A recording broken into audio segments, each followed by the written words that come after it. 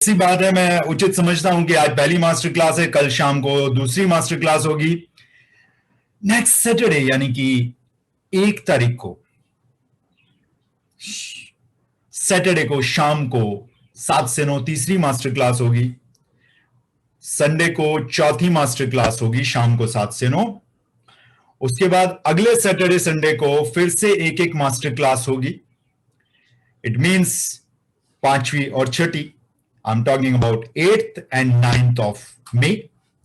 उसके बाद 15 और 16 मई को, 15 तारीख को एक मास्टर क्लास होगी 7वें नंबर की। 16 मई को 2 मास्टर क्लास होंगी, एक सवेरे 11 से 1 और दूसरी शाम को 7 से 9 संडे के दिन। उसके बाद 3 मास्टर क्लासेस उससे अगले हफ्ते यानी कि 23 तारीख, माफ कीजिएगा 22 तारीख, 22 मई और 23 मई को 3 मास्टर क्लासेस और होंगी। ये 12 मास्टर क्लास का सफर आज शुरू हुआ है। इससे पहले हमने 7 मास्टर क्लासेस किए थे न्यूरो लिंग्विस्टिक स्पिरिचुअल साइंस के, और इस दफा ये मास्टर क्लासेस 12 मास्टर क्लासेस जो 2-2 घंटे के होंगे, ये होंगे न्यूरो लिंग्विस्टिक प्रोग्रामिंग के। हर मास्टर क्लास में अलग टॉपिक होगा, और अगर एक टॉपिक होगा तो पार्ट 1, जैसे कि आज की और कल की मास्टर क्लास आपस में कनेक्टेड है। आज की मास्टर क्लास का सेकंड पार्ट कल होगा शाम को 7 से 9 बजे तक।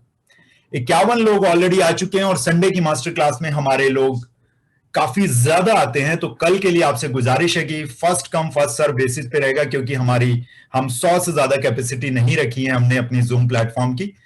100 के बाद जो भी लोग आएंगे वो ऑटोमेटिकली वेटिंग रूम में चले जाएंगे, तो जरूरी है कि आप समय से जुड़े। 6:45 बजे एंट्री स्टार्ट हो जाएगी। आप में से कितने लोग अपने मुल्क का नया चेहरा बनना चाहते हैं? मुल्क इसलिए बोला क्योंकि आपको अपने मुल्क इसलिए बोला, सिर्फ भारत नहीं बोला, क्योंकि हमारे साथ कुछ पड़ोसी देश से भी लोग जुड़ते हैं।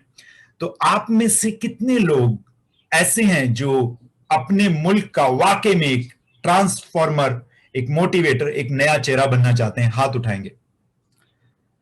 यहां पे हाथ उठाने का तरीका ऐसा नहीं होता दोस्तों, ऐसा होता है। नए लोगों के लिए बता दूं, पुराने लोगों को मालूम है। जाहिर सी बात है, आप लोग जानना चाहेंगे कि मेरा नाम क्या है। मेरा नाम है अनुराग सूर्यवंशी। नए लोगों के लिए बता दूं, मेरा background sales, marketing, event management, coaching and training का रहा है। 22 साल का रिच एक्सपीरियंस है सेल्स एंड मार्केटिंग का। 16 साल का रिच एक्सपीरियंस है ट्रेनिंग इंडस्ट्री का, इवेंट मैनेजमेंट का, कोचिंग इंडस्ट्री का, काउंसलिंग का। मेरा अपना पर्सनल लाइफ कोचिंग काउंसलिंग का एक्सपीरियंस है पिछले 11 सालों का। 2010 से मैं पर्सनल लाइफ कोचिंग में हूं। इसके अलावा टोटली पिछले 27 वर्षों से मैं कार्यरत हूं। 1994 से मैं कार्यरत हूं इन डिफरेंट क्षेत्रों में। ये मेरा छोटा सा इंट्रोडक्शन। इसके अलावा मेरी रुचि स्पिरिचुअल लाइफ में रहती है, उसी के कारण मैं योगा टीचर हूं। I am a spiritual healer and at the same time I'm a certified nutritionist from NHI, California, United States of America. So this is my brief bio. As far as this platform is concerned, Success Legacy already triple figure में number of contributory session कर चुका है, और आज का जो session है वो कॉन्ट्रीब्यूटरी सेशन है। आगे बढ़ने से पहले आप लोगों से एक गुजारिश चाहूंगा कि आप अगर मेरी बात से अग्री करें तो दोनों हाथ उठाएं, और अगर डबल अग्री करें तो भी दोनों हाथ उठाएं। आप कहेंगे आपने डिसअग्री करने का तो चांस ही नहीं दिया। वो चांस होता ही नहीं है, काहे को दूं? अगर मैं यहां पे आके लगातार 110 मिनट आपको कोई कॉन्ट्रीब्यूटरी वैल्यू ऐड करता हूं आपकी लाइफ में, तो क्या आप मुझे इसकी इजाजत देते हैं कि मैं आने वाले अपकमिंग कोर्स के बारे में आपको सिर्फ 10 से 15 मिनट जानकारी दे सकूं? Come on guys, yes or no? Thank you so much. Thank you so much. 28 मई को हमारा एक बहुत ही बेहतरीन जर्नी स्टार्ट हो रहा है, जिसको देखकर आज आप चौंक जाएंगे कि क्या कोई इंसान इतने कम एनर्जी एक्सचेंज में इतनी वैल्यूज दे सकता है। उसके लिए बने रहिएगा आखिरी मोमेंट तक। ये वर्कशॉप 7:15 पे एग्जैक्टली स्टार्ट हो जाएगी। 4 मिनट बाद, 4 मिनट में लूंगा कुछ ग्राउंड रूल्स बताने आपको। इस इंडस्ट्री का एक वो नाम जो किसी परिचय का मोहताज नहीं है, वो मोहतरमा आपके समक्ष आएंगी और न्यूरो लिंग्विस्टिक प्रोग्रामिंग के बारे में आपको बहुत सारी जानकारियां देंगी। ये वो टेक्नोलॉजी है जिसको इस्तेमाल करके आप अपने अंदर के अवचेतन मन को जगा सकते हैं और उससे मन चाहे परिणाम पा सकते हैं। जो ज्वलंत विषयों पर आप विजय प्राप्त करना चाहते हैं, उन ज्वलंत विषयों को आप प्राप्त कर सकते हैं, उन पर विजय प्राप्त कर सकते हैं अवचेतन मन को अपने काबू में करके। ये बिल्कुल उसी प्रकार के घोड़े हैं जो मन की चाह से जहां जाना चाहे वहां जाते हैं और आप इसको काबू में नहीं रख पाते। तो आज की जो मास्टर क्लास है आपको ये बताएगी कि अवचेतन मन को काबू कैसे किया जा सकता है। ये बताएगी, सिखाएगी कुछ अगली मास्टर क्लासेस, जिसके लिए अगली 11 मास्टर क्लासेस प्लान है और आपके नॉन प्रोडक्टिव टाइम में ये मास्टर क्लासेस हैं। आगे बढ़ने से पहले आप लोगों से गुजारिश करना चाहूंगा कि आप लोग अपने चलचित्र को जितना ज्यादा ऑन रखेंगे तो टू वे कम्युनिकेशन होगा, और जब टू वे कम्युनिकेशन होगा तो यू विल अंडरस्टैंड मोर और less 49% from the person before your eyes, you will understand 49% of her seeing. और अगर चलचित्र को बंद रखेंगे तो मोहतरमाओं, देवियों और सज्जनों, आप केवल मात्र 25% ही यहां से ले जा पाएंगे। अगर आप चाहते हैं कि इस वर्कशॉप का कंप्लीट ले जा पाए तो पूरी तरह से अटेंड करें इसको। और आगे बढ़ने से पहले मैं कुछ और अनाउंसमेंट है जो करनी उचित समझता हूं। आपने जिस भी डिवाइस पे लॉगिन किया हुआ है उस डिवाइस पे सिर्फ इसी वर्कशॉप को विटनेस करें तो आपको ज्यादा लाभ प्राप्त होगा। अगर आप दूसरे चीजों में सर्व करेंगे तो उतना लाभ प्राप्त नहीं होगा। दूसरी चीज, बेड पर लेटकर या सोफे पे पसर के ऐसे इस वर्कशॉप को आप सिर्फ एंजॉय कर पाएंगे, इससे आप वैल्यू नहीं ले पाएंगे। पेन और पेपर साथ में रखिए, जो भी क्वेश्चन पूछना चाहते हैं वर्कशॉप के अंत में 9 बजे से लेके 9:10 तक, 15 मिनट तक, 9:30 तक, जब तक आपके प्रश्न रहेंगे तब तक हम यहां पर रहेंगे आपके प्रश्नों का उत्तर देने के लिए। जितने भी प्रश्न आपके दिमाग में, जहन में आते हैं रिगार्डिंग फ्यूचर की कोई वर्कशॉप के बारे में या इस वर्कशॉप के बारे में, आप उसको राइट डाउन कर लेंगे और वर्कशॉप के अंत में पूछ सकते हैं। जिन लोगों को तकलीफ है, जो लोग यहां पर मैं देख रहा हूं कुछ लोग ऐसे हैं जो अभी या तो रिकवरी करके हटे हैं या रिकवरी जोन में है, वो लोग लेट कर इस वर्कशॉप का आनंद ले, उनसे मैं गुजारिश करूंगा। कुछ ऐसे नाम प्रतीत होते हैं और अगर आप लोग अपना कैमरा ऑफ भी करना चाहें तो हमें कोई मुश्किल नहीं है। 2 लोग हैं यहां पर ऐसे जिनको मैं पर्सनली जानता हूं, तो आप लेट कर इस वर्कशॉप का आनंद लें। Thank you so much. ज्यादा समय नहीं लूंगा, उन मोहतरमा को आपके समक्ष मैं बुलाना चाहता हूं, वो ऑलरेडी स्टूडियो में आ चुकी हैं।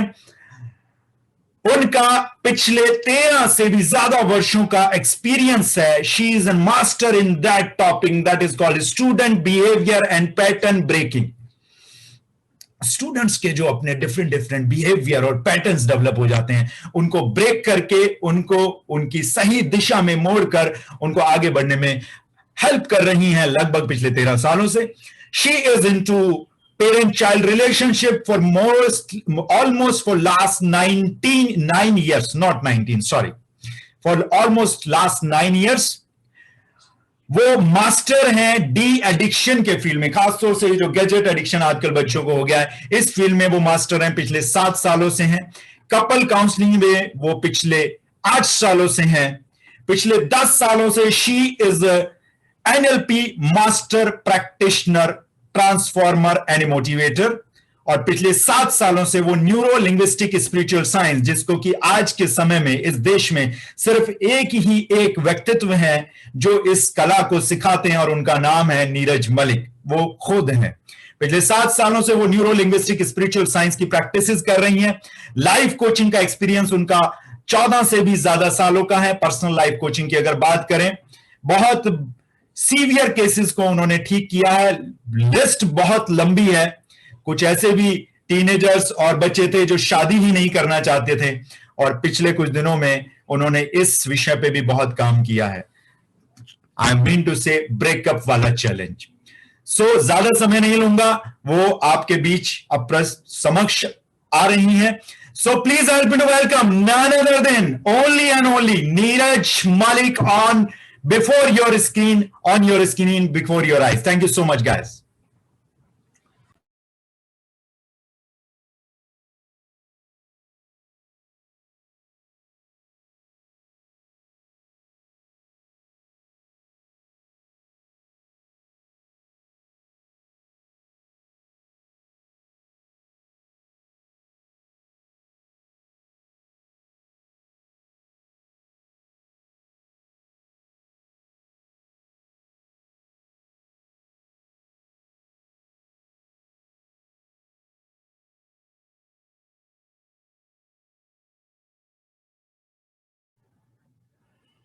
Very good evening everybody. I hope आप सब लोग अपने घरों में कुशलता से होंगे, स्वस्थ होंगे, और जो लोग अपनी लाइफ में ये छोटा सा चैलेंज कहीं ना कहीं फेस कर रहे हैं, उनके लिए आज इस वर्कशॉप में कुछ खास रहेगा। तो अंत तक हमारे साथ बने रहिएगा। बेसिकली वो चीजें मैं सिर्फ पेड वर्कशॉप में कराने का सोचा था, बट इस वक्त लगा कि नहीं, यहाँ पर बहुत लोगों को जरूरत है। और सबसे पहले आप लोगों को वेलकम करना चाहूंगी कि आप लोगों ने अपना कीमती समय यहाँ पर 2 घंटे अपनी लाइफ के यहाँ पर डेडिकेट किए। यानी आप इस बात को समझते हैं कि अगर अपनी लाइफ में कुछ बदलाव करना है तो स्टार्ट आप ही को करना होगा, और आप अगर पहला कदम लेते हैं तो आपको उस जर्नी के पार लगाने वाला भी कहीं ना कहीं आपको मिल ही जाता है। तो हो सकता है आज उस तरफ ही आपका पहला कदम हो। और आप लोगों को कॉन्ग्रेचुलेट करना चाहूंगी कि आज यहाँ पर जो लोग जुड़े हैं वो आज यहाँ से कुछ ऐसा लेकर जाएंगे कि और कुछ हो ना हो, लाइफ में क्लैरिटी जरूर आनी शुरू हो जाएगी कि आखिर जो हो रहा है आसपास वो आखिर क्यों हो रहा है। जैसा कि थोड़ा सा मुश्किल समय चल रहा है सभी के लिए, तो पहले आज की मास्टर क्लास का फोकस, इसका झुकाव वेलनेस की तरफ रहेगा, और इसी का सेकंड पार्ट होगा कल शाम को 7 बजे, क्योंकि 1-2 घंटे के सेशन में बहुत सारी चीजें हैं जिनको एक्सप्लेन नहीं किया जा सकता, और पूरी क्लैरिटी और नॉलेज के लिए हमें समय चाहिए होता है। तो आपसे आपका 2 घंटे का समय हम कल के लिए चाहेंगे, ताकि आप इस मास्टर क्लास को 2 पार्ट में अच्छे से समझकर कंप्लीट करें। और यहाँ पर 2 ऐसी एक्सरसाइजेज होंगी और कुछ ऐसी टेक्निक्स आपको बताई जाएंगी जिनको इस्तेमाल करके आप अपनी लाइफ में बदलाव ला सकते हैं, और कहीं ना कहीं आपको हेल्प करेंगी आपके सबकॉन्शियस माइंड को समझने में। आज की ये वर्कशॉप किसके लिए है? आपको लग रहा होगा मैं यहाँ आकर बैठ तो गया हूं, मैं यहाँ आकर बैठ तो गई हूं, क्या ये वर्कशॉप मेरे लिए है? अगर आप एक स्टूडेंट हैं और चाहते हैं अपनी लाइफ में कुछ गोल्स को अचीव करना, और शायद गोल्स की क्लैरिटी ही नहीं है और किस तरह से अपनी परफॉर्मेंस को बढ़ाएं, और कंसंट्रेशन आखिर क्यों नहीं बन पाती, ये अगर आप अपने आप को इम्प्रोवाइज करना चाहते हैं तो आज की ये वर्कशॉप आपके लिए बहुत हेल्पफुल साबित होगी। वो कपल्स जो अपने रिलेशनशिप को नेक्स्ट लेवल पर लेकर जाना चाहते हैं, छोटे मोटे इश्यूज के चलते शायद बड़ी प्रॉब्लम्स खड़ी हो जाती हैं, और छोटे छोटे इश्यूज अक्सर ऐसे बन जाते हैं इतने बड़े जिनकी शायद हम कल्पना भी नहीं कर पाते, और एक दुखद रिजल्ट तक वो पहुंचते हैं जो सभी को कहीं ना कहीं इमोशनली ब्रेक करता है। तो उन कपल्स के लिए आज ये वर्कशॉप बहुत ही इंपॉर्टेंट साबित होने वाली है। साथ ही अगर आप एक प्रोफेशनल हैं, बिजनेस पर्सन हैं, तो आपके लिए कितना इंपॉर्टेंट है क्रिएटिव माइंड को एक्टिवेट करना और अपने वेल्थ और सक्सेस के लिए आगे बढ़ने के लिए अपने आप को प्रोग्राम करना, ये भी आज आप यहाँ जानेंगे। तो बिजनेस पर्सन और एंटरप्रेन्योर्स के लिए यहाँ पर बहुत कुछ रहेगा। और उसके बाद अगर आप प्रोफेशनल होते हुए अपनी लाइफ में कुछ डिफरेंटली आगे बढ़ना चाहते हैं और एक ऐसी स्किल और एक ऐसे करियर की तलाश में हैं जिसे पाने के लिए कहीं ना कहीं आपको क्लैरिटी चाहिए, तो आज वो क्लैरिटी भी आपको यहां से मिल सकती है। और साथ ही वो लोग जो अपनी मेंटल, इमोशनल और फिजिकल हेल्थ को सही करना चाहते हैं, अपने बॉडी से कुछ ऐसे पैटर्न्स को हटाना चाहते हैं जो शायद डॉक्टर के रिपोर्ट्स में नहीं मिल पा रहे, और कहीं ना कहीं उनका रूट कॉज समझ नहीं आ रहा, तो आज ये वर्कशॉप आपको हेल्प करेगी उस क्लैरिटी में। तो सबसे पहले इस वर्कशॉप में पहला पॉइंट होगा आपके सबकॉन्शियस माइंड को कैसे सही तरीके से समझें और कैसे इसे इस्तेमाल कर सकते हैं अपनी लाइफ में नेक्स्ट लेवल पर जाने के लिए। क्या है ये next level? Next level it means आपका सबकॉन्शियस माइंड हमेशा ग्रो करना चाहता है, और अगर ये ग्रो करेगा तो कौन से नेक्स्ट लेवल को अचीव करेगा, आज इस पर भी बात करेंगे। आप किस तरह से एक स्ट्रेस फ्री माइंड और हेल्दी बॉडी पा सकते हैं, कैसे अपने डिजीज के पैटर्न्स को हटा सकते हैं। आप सोच रहे होंगे बार बार आप पैटर्न्स की बात कर रही हैं, डिजीज की बात करते हुए पैटर्न्स कहां से आ जाते हैं, तो ये भी आज आप समझ जाएंगे। अपनी वेल्थ और सक्सेस को बढ़ाना चाहते हैं और फेलियर के पैटर्न को तोड़कर बाहर निकलना चाहते हैं, तो ये वर्कशॉप आज आपको हेल्प करेगी। और जो लोग एनएलपी को एज अ प्रोफेशन लेना चाहते हैं, आज इस वर्कशॉप में उनके लिए ये 4th पॉइंट बहुत इंपॉर्टेंट रहेगा। तो आप लोगों से जानना चाहूंगी कि आप कौन से पॉइंट के लिए यहां पर एक्साइटेड हैं और क्या चाहते हैं आज इस वर्कशॉप में। आप लोग चैट बॉक्स में लिखकर जवाब दे सकते हैं। I really welcome your answers. और हमारे पास इस वक्त कम्युनिकेट करने के 2 तरीके हैं। वो लोग जो कैमरा ऑन नहीं कर सकते वो चैट बॉक्स में लिखें, और जो कैमरा ऑन है वो इशारे में भी बता सकते हैं। Thank you so much, thanks a lot. So आगे बढ़ते हुए, ज्यादा समय आप लोगों का ना लेते हुए बात करेंगे एनएलपी की। आपको लग रहा होगा एनएलपी क्या है। एनएलपी शायद आपने कभी सुना हो, या उन लोगों के लिए भी जिन्होंने शायद आज तक सुना ही नहीं है, बिल्कुल जीरो से स्टार्ट करके इसे समझने की कोशिश करेंगे।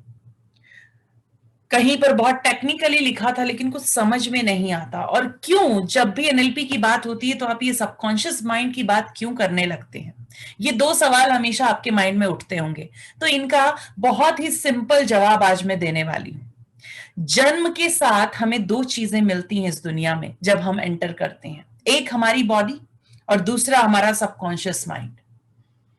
यानी कि आपकी बॉडी जो बनी है लगभग 60 ट्रिलियन सेल्स से, इतनी सेल्स हम लगभग एक ह्यूमन बॉडी में होती हैं, और उसके साथ आपका माइंड जो बना होता है 80 बिलियन न्यूरॉन से। हालांकि ये न्यूरॉन आपकी बॉडी में भी होते हैं, लेकिन इन न्यूरॉन्स का काम क्या है? इन न्यूरॉन्स का काम है आपकी हर एक मेमोरी, हर एक एक्सपीरियंस को याद रखना, स्टोर कर लेना। यानी ये न्यूरॉन्स हमारी बॉडी में स्टोर हाउसेस की तरह से काम करते हैं।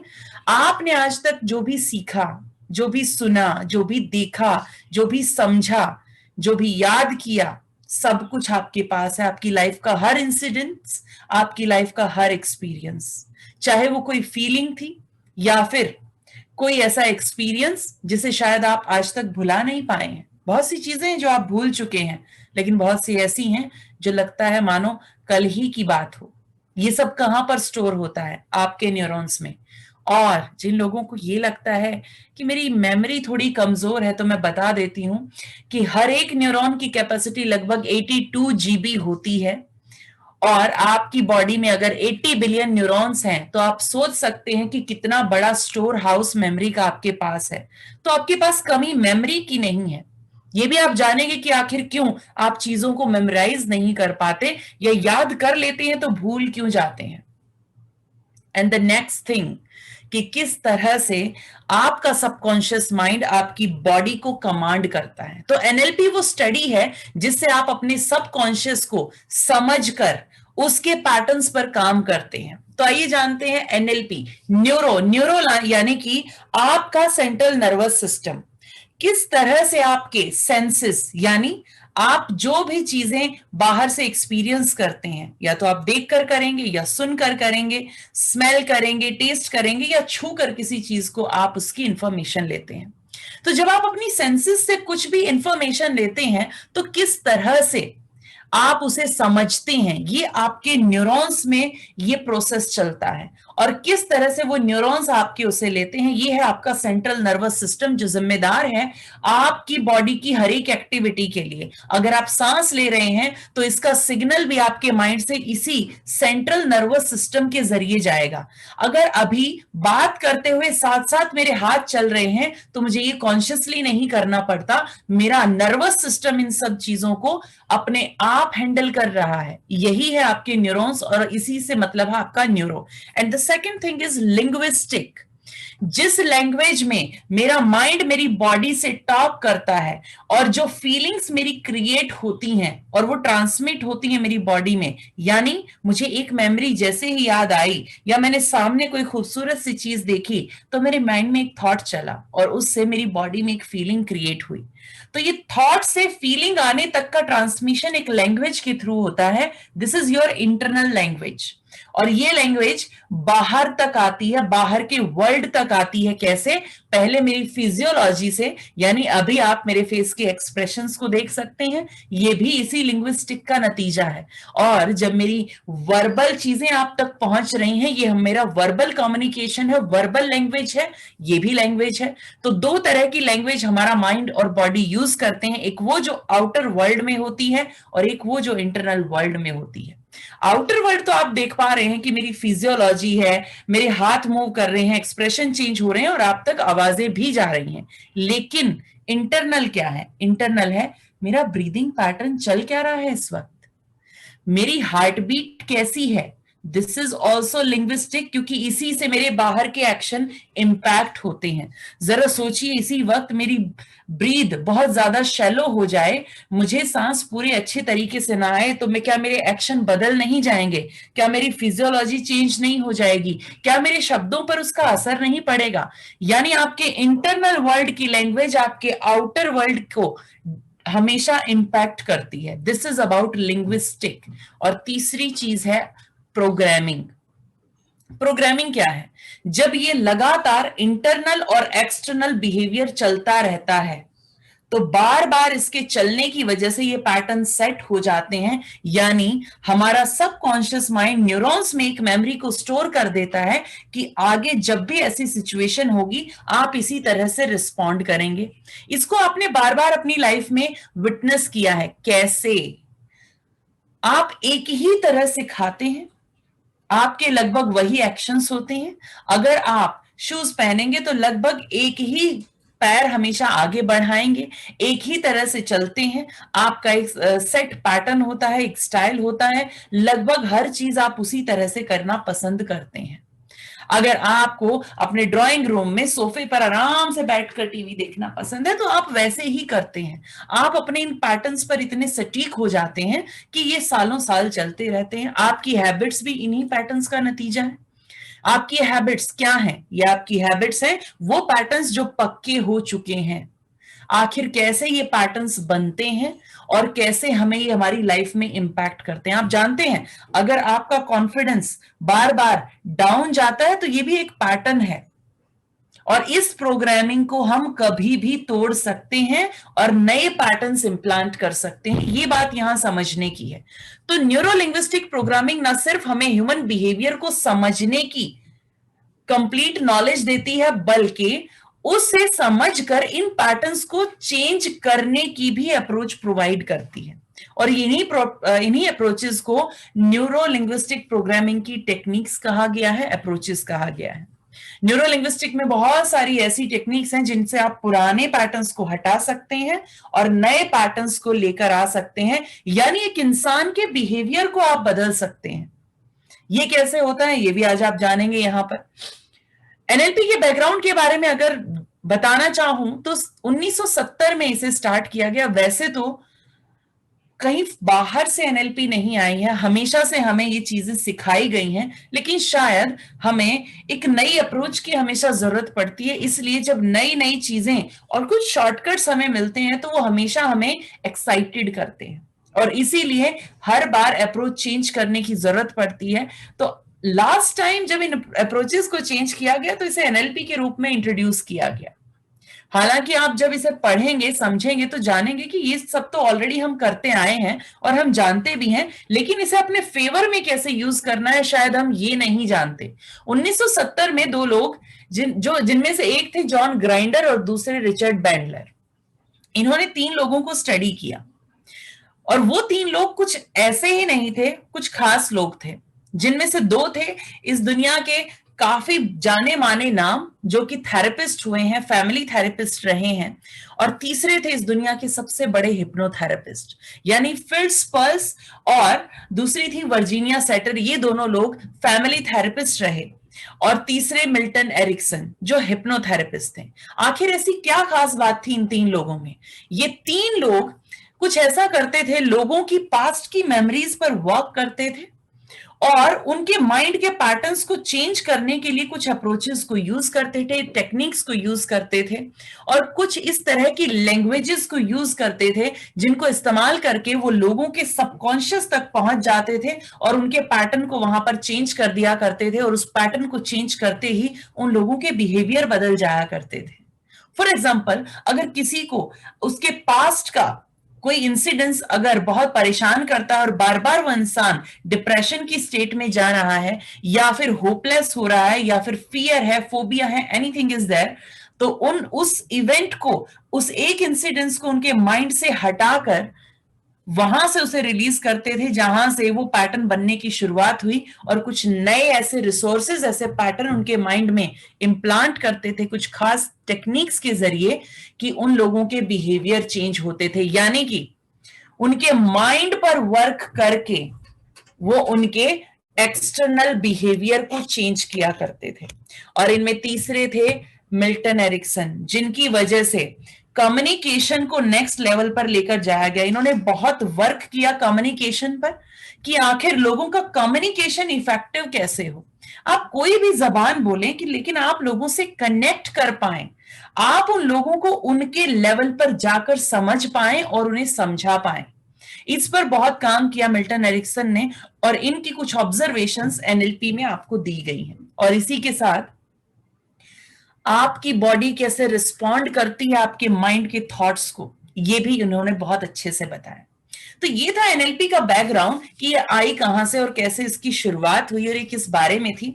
और उसके बाद इन्हें तो आप जानते हैं, एंथनी रॉबिन्स और टॉमी रॉबिन्स के नाम से भी इन्हें जानते हैं। इनके नाम से एनएलपी बहुत फेमस हुई और इन्होंने बहुत अच्छे से इसे स्प्रेड भी किया और बहुत अच्छे से सिखाया भी।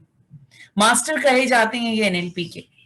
एंड अब जानते हैं कि आखिर एनएलपी है क्या, काम कैसे करती है, लेकिन उसके लिए आपको समझना होगा आपके कॉन्शियस और सबकॉन्शियस माइंड के फर्क को। हमारी आंखें, हमारे कान, हमारी स्किन, हमारा स्मेल सेंस और हमारे टेस्ट बड्स एक वो मेमोरी रखते हैं जो सामने से लगातार उन सेंसेस को ले रहे हैं। यानी इस वक्त आप मुझे देख पा रहे हैं, तो ये आप कैसे देख पा रहे हैं? ये आप देख पा रहे हैं अपने कॉन्शियस माइंड से, यानी ये आपकी कॉन्शियसनेस की आंखें मुझे देख पा रही हैं स्क्रीन पर। आप मुझे सुन पा रहे हैं, इस वक्त आप अपने कॉन्शियसनेस में सुन पा रहे हैं। अभी आपके आसपास कोई टेम्परेचर होगा और प्रेजेंटली आपकी बॉडी में हो सकता है आपकी हार्ट बीट थोड़ी फास्ट चल रही हो या थोड़ी स्लो चल रही हो, तो ये आपकी प्रेजेंट सिचुएशन है। या हो सकता है आपके हाथ पर कोई प्रेशर टिका हुआ तो आप उसे भी फील कर पाते हैं, राइट? यानी कि स्किन से आप कोई ना कोई इंफॉर्मेशन को ले रहे हैं, आप समझ रहे हैं। और तीसरी चीज है स्मेल। आसपास अगर जैसे बारिश हो जाए तो एकदम से खुशबू आनी शुरू हो जाती है, लेकिन इसे आप अपनी कॉन्शियसनेस में महसूस कर रहे हैं। लेकिन क्या आसपास खुशबू थी, लेकिन आपने तुरंत उस खुशबू को ले लिया और उसकी फीलिंग भी ले ली? ये कहां पर थी? ये है आपके न्यूरॉन्स की मेमोरी। जैसे ही मैंने बारिश की खुशबू का नाम लिया, बारिश में जब खुशबू आती है तो आपको अचानक से कहीं से वो खुशबू आ भी गई, एकदम से आप उस फीलिंग में चले गए। ये है आपका सबकॉन्शियस माइंड। ये मेमोरी यहां स्टोर है, यानी प्रेजेंट में कुछ नहीं है, लेकिन उसके बाद भी आपके पास ये इंफॉर्मेशन स्टोर है और माइंड ने फौरन उसको क्रिएट करके वहां पर उसकी फीलिंग भी आपको दे दी। और साथ ही गस्टेटरी, मैं कुछ नहीं कहूंगी, अभी अगर प्रेजेंट में आप अगर वाटर ले तो उसका एक टेस्ट है, लेकिन अगर मैं कहूं आपका फेवरेट फूड इस वक्त अगर आपके माउथ के अंदर हो, बस ना मैंने नाम लिया उस फूड का, ना कुछ, आपने अपने फेवरेट फूड को सोच लिया, आपके मुंह में उसका टेस्ट आ गया और अभी तक तो फीलिंग भी आ गई, राइट? और आप कहेंगे आपने तो डिस्ट्रैक्शन कर दिया, अच्छे भले क्लास में बैठे थे, अब तो भूख लग गई है। What is this? आपने उसको कहां देखा? आपके सबकॉन्शियस माइंड से, यानी आपकी मेटा कॉन्शियसनेस इस पर वर्क करती है। और उसकी खुशबू के बारे में सोचें तो आ गई खुशबू, सामने तो कुछ भी नहीं है। और तीसरी चीज, उसके टेस्ट के बारे में सोचा तो टेस्ट आ गया। राइट। और पहली बार सबसे टेस्टी जहां खाया था, अगर बात करें उस माहौल की, तो उस रेस्टोरेंट का एनवायरनमेंट भी शायद याद आ गया और आसपास का माहौल का वो जो म्यूजिक था वो भी शायद कानों में बज पड़ा हो। तो ये सब चीजें जब सामने मैं हूं, दिखाई में दे रही हूं, बोल मैं रही हूं, आसपास माहौल डिफरेंट है, फील कुछ और कर रहे हैं, मुंह में कोई टेस्ट डिफरेंट नहीं है, कुछ खा नहीं रहे हैं, सामने कुछ ऐसा रखा भी नहीं है, स्मेल आ रही, तो ये सारी पांचों चीजें हो कहां गई? ये हुई आपके सबकॉन्शियस माइंड से।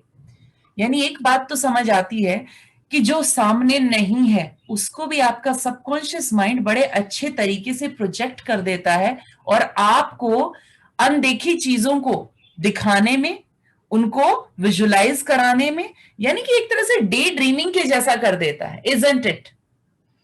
यानी आप एक साथ दो माइंड के साथ चल रहे हैं और उस वक्त आपके दोनों माइंड एक साथ काम कर रहे होते हैं। अभी जब मैं बातें बोल रही हूं तो आप साथ साथ अपनी मेमोरी क्रिएट कर रहे हैं, आप उनकी इमेजेस बना रहे हैं और साथ में जो सुन रहे हैं उनसे भी अपना एक विजुअलाइजेशन क्रिएट कर रहे हैं, राइट? यही है आपका सबकॉन्शियस माइंड। इसके सीखने का तरीका बिल्कुल अलग है। यानी इन 5 सेंसेस से हम किसी भी इंफॉर्मेशन को लेते हैं। अगर सामने कोई गाड़ी जा रही है, राइट, तो आप उसे देखेंगे, आवाज सुनेंगे और वहीं पर वो गाड़ी जोर से टकराई तो आपके लिए वो एक इवेंट क्रिएट हो जाएगा, एक सीन क्रिएट हो जाएगा। अब हो सकता है कि एक इंसान को लगे अरे कितना बुरा हो गया, लेकिन जैसे ही गाड़ी का दरवाजा खुला, अंदर बैठे सभी लोग बिल्कुल सेफ, तो क्या कहेंगे, बुरा हुआ या अच्छा हुआ? इवेंट तो कुछ था, सीन तो कुछ हुआ, लेकिन इसके परे कुछ अच्छा भी हो गया कि सब लोग बच गए। यानी अब सिचुएशन एकदम से चेंज हो गई। यानी एक ही पल में हमारा पूरी तरह से जो हमने मीनिंग निकाला उस सीन का वो चेंज हो गया। और ये कैसे होता है? क्योंकि आप जो बाहर देखते हैं, सुनते हैं या फील करते हैं वो एज इट इज कभी भी आपके माइंड में नहीं जाता। अगर ऐसा होता तो या तो सभी को आप good boy good boy good boy बोलते या सभी को bad boy bad boy bad boy bad boy बोलते, good girl, right, beautiful girl, right. ये कहां से आता है? ये जो आगे वर्ड्स लगते हैं, ये जो एडजेक्टिव्स लग जाते हैं हर चीज के सामने, ये क्या है? ये है आपका डिलीशन, डिस्टॉर्शन और जनरलाइजेशन। यानी कि ये इंफॉर्मेशन अंदर जाने से पहले इस पर कुछ फिल्टर लगते हैं, कुछ इंफॉर्मेशन इसमें से डिलीट हो जाती है। कैसे? आप मॉल के अंदर गए, आपने एक शर्ट देखी, आप कहेंगे कितना बढ़िया कलर है, राइट? वही आपका फ्रेंड था, इसमें अच्छा क्या है, कितना बेकार सा कलर है, क्या पसंद है तुम्हारी? अगर वो कलर अच्छा था तो दोनों के लिए सेम होना चाहिए था, लेकिन नहीं है। यानी कि एक का पैटर्न कुछ और है, दूसरे का कुछ और है। उसने इस चीज को डिलीट किया कि मतलब ये इंग्लिश कलर है या इट इज गुड, और उसको क्योंकि ब्राइट कलर पसंद है तो उसने डिलीट किया ये इंग्लिश कलर है, होगा लेकिन मेरे काम का नहीं है, राइट? और दूसरे को ये लगा क्या ब्राइट कलर्स, ये कूल, एकदम कितना सूदिंग फीलिंग दे रहा है, इसको देखो कितना बढ़िया लग रहा है।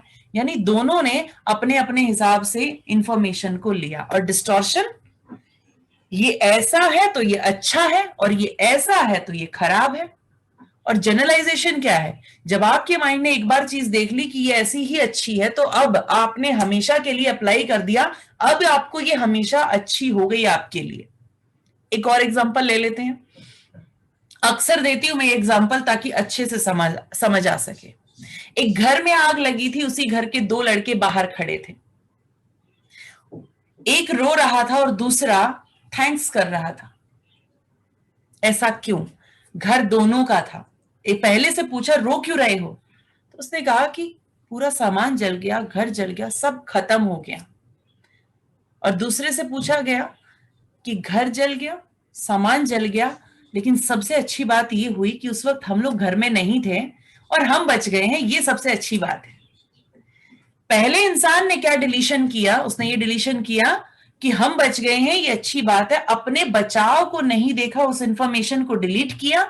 घर का सामान जल गया, वो सिर्फ एक सीन था, एक स्थिति थी, लेकिन उसने उसका मतलब निकाला, सब खत्म हो गया, डिस्टॉर्ट कर दिया मीनिंग को, अपना मतलब जो इवेंट था उसको अपना मीनिंग दिया, यानी उस सीन को इंटरप्रेट कर दिया। This interpretation is called distortion. और उसके बाद तीसरी चीज जनरलाइजेशन। अब जानते हैं जब भी उसके साथ कभी भी ऐसा होगा जहां पर पैसे का नुकसान होगा, मटेरियलिस्टिक चीजों का नुकसान होगा, वो इंसान कभी झेल नहीं पाएगा, उसको हमेशा ये लगेगा सब खत्म हो गया। उसने इस चीज को जनरलाइज कर दिया, यानी कि आगे के सभी पैटर्न्स को इस तरह से सेट कर दिया कि जब भी ऐसा होगा वो इंसान ऐसा ही फील करेगा। उसका माइंड अब सीख चुका है। लेकिन उस दूसरे इंसान के बारे में सोचिए, उसने सबसे पहली चीज डिलीट की कि सामान जला है, ठीक है, लीव इट, उसने उसको डिलीट किया, जो बचा है उस पर फोकस किया। दूसरी चीज डिस्टॉर्शन क्या था कि हमारी जान बची है, ये ज्यादा इंपॉर्टेंट है और ये अच्छी चीज है। सामान जल गया कोई बात नहीं, लेकिन हम बचे हैं, सामान दोबारा बन जाएगा। उसके पास ये डिस्टॉर्शन है, उसका पैटर्न पॉजिटिवली काम कर रहा है। और तीसरी चीज, उसने एक स्ट्रॉन्ग जनरलाइजेशन लिया कि जब तक ये जान बची हुई है तब तक सब कुछ बचा हुआ है, बेशक मटेरियलिस्टिक चीजें खत्म हो जाए। Isn't it? ये दो लोगों में यही फर्क था, और ये दो ही थॉट प्रोसेस जो डिफरेंट डिफरेंट बनते हैं, दो लोगों को अलग करते हैं। और जितने लोग होंगे सबका डिलीशन, डिस्टॉर्शन, जनरलाइजेशन अलग अलग होगा। तभी तो आप अपनी एक बात किसी को बताते हैं कि किसी को बताना मत। वो अपने किसी खास को बताता है, किसी को बताना मत। वो अपने किसी खास को बताता है, किसी को बताना मत। और पता चलता है लास्ट में किसी ने आपको बताई और कहा बताना मत।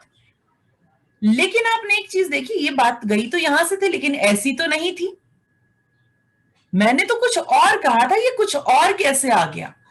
उसमें कितनी बार फिल्टर लग चुके। जब आपने इसको बताया तो उसने कुछ चीजों को डिलीट कर दिया, कुछ को डिस्टॉर्ट किया, मीनिंग निकाले अपने, और कुछ को जनरलाइज कर दिया।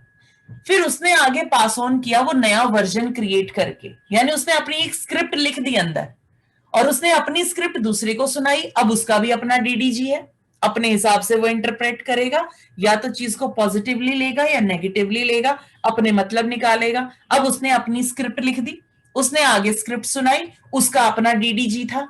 इस तरह से अगर एक बात 10 लोगों में घूमकर आ जाए तो आप देखेंगे उसका वर्जन कैसे क्रिएट हो जाता है, और हर इंसान का परसेप्शन कैसे आपके बारे में बनता है, आप इसे देख सकते हैं। राइट? फॉर एग्जाम्पल, अगर एक इंसान मान लीजिए किसी की हेल्प कर रहा है और सेल्फी लेकर सोशल मीडिया पर, फेसबुक पर डाल देता है, राइट?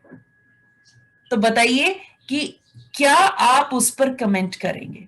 कोई कहेगा शो ऑफ करने की क्या जरूरत थी, लेकिन दूसरा कहेगा नहीं, ये शायद बाकी लोगों को एनकरेज करना चाह रहा है कि इन लोगों को भी आपकी जरूरत है। हर चीज के दो पहलू हो सकते हैं, एक पॉजिटिव एक नेगेटिव, इजंट इट?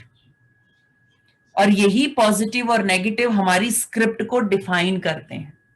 यानी ये फिल्टर लगते ही जब बाहर से सीन अंदर जाता है तो उसकी नई स्क्रिप्ट लिखी जा चुकी होती है। इसी को आप अपनी मेमोरी कहते हैं, इसी को आप अपना परसेप्शन कहते हैं, इसी को आपका सब्जेक्टिव एक्सपीरियंस कहा गया, क्योंकि हर एक इंसान के अकॉर्डिंग ये स्क्रिप्ट अलग ही बनेगी। और एग्जांपल चाहते हैं? बता देती हूं। आपके मार्क्स हो सकता है 10th में 12th में, मान लीजिए below 35 marks, right? Distorted version क्या है? फेलियर। आप सीन देखिए, सीन ये था कि बिलो 35 आए थे, राइट? लेकिन उसको डिस्टॉर्ट कर दिया जाता है रिजल्ट में, इट मींस फेल। ये डिस्टॉर्शन है। और अबव 90 इज डिस्टिंक्शन, ये भी डिस्टॉर्शन है। उस इंसान ने उतनी मेहनत तो की थी, हो सकता है उस वक्त वो स्थिति में ना रहा हो और उसकी नॉलेज दूसरे से, वो 90% लेने वाले से कहीं ज्यादा हो। उस 3 घंटे के समय में उसके पूरे नॉलेज को आपने जज कर लिया, इस इंसान को कितनी नॉलेज है। वो उस 3 घंटे की परफॉर्मेंस का नतीजा था। उसकी इंटेलिजेंस को आप इन मार्क्स में नहीं नाप सकते। बट होता क्या है, इसके मार्क्स कमाए हैं, इसका मतलब, ये जो इसका मतलब जैसे ही बात होती है ना, इसका मतलब, ये डिस्टॉर्शन है। आपने मेरा फोन नहीं उठाया, इसका मतलब आप मुझे इग्नोर कर रहे हो। अरे भाई, जाम में फंसा था, सामने चेक नाका था, अगर फोन उठाता तो चालान हाथ में होता, राइट? लेकिन और उसके बाद ड्राइव कर रहे थे, और उसके बाद ध्यान नहीं रहा कि कॉल आ रही है, लगा कि घर पहुंच जाए तो बात कर लेंगे।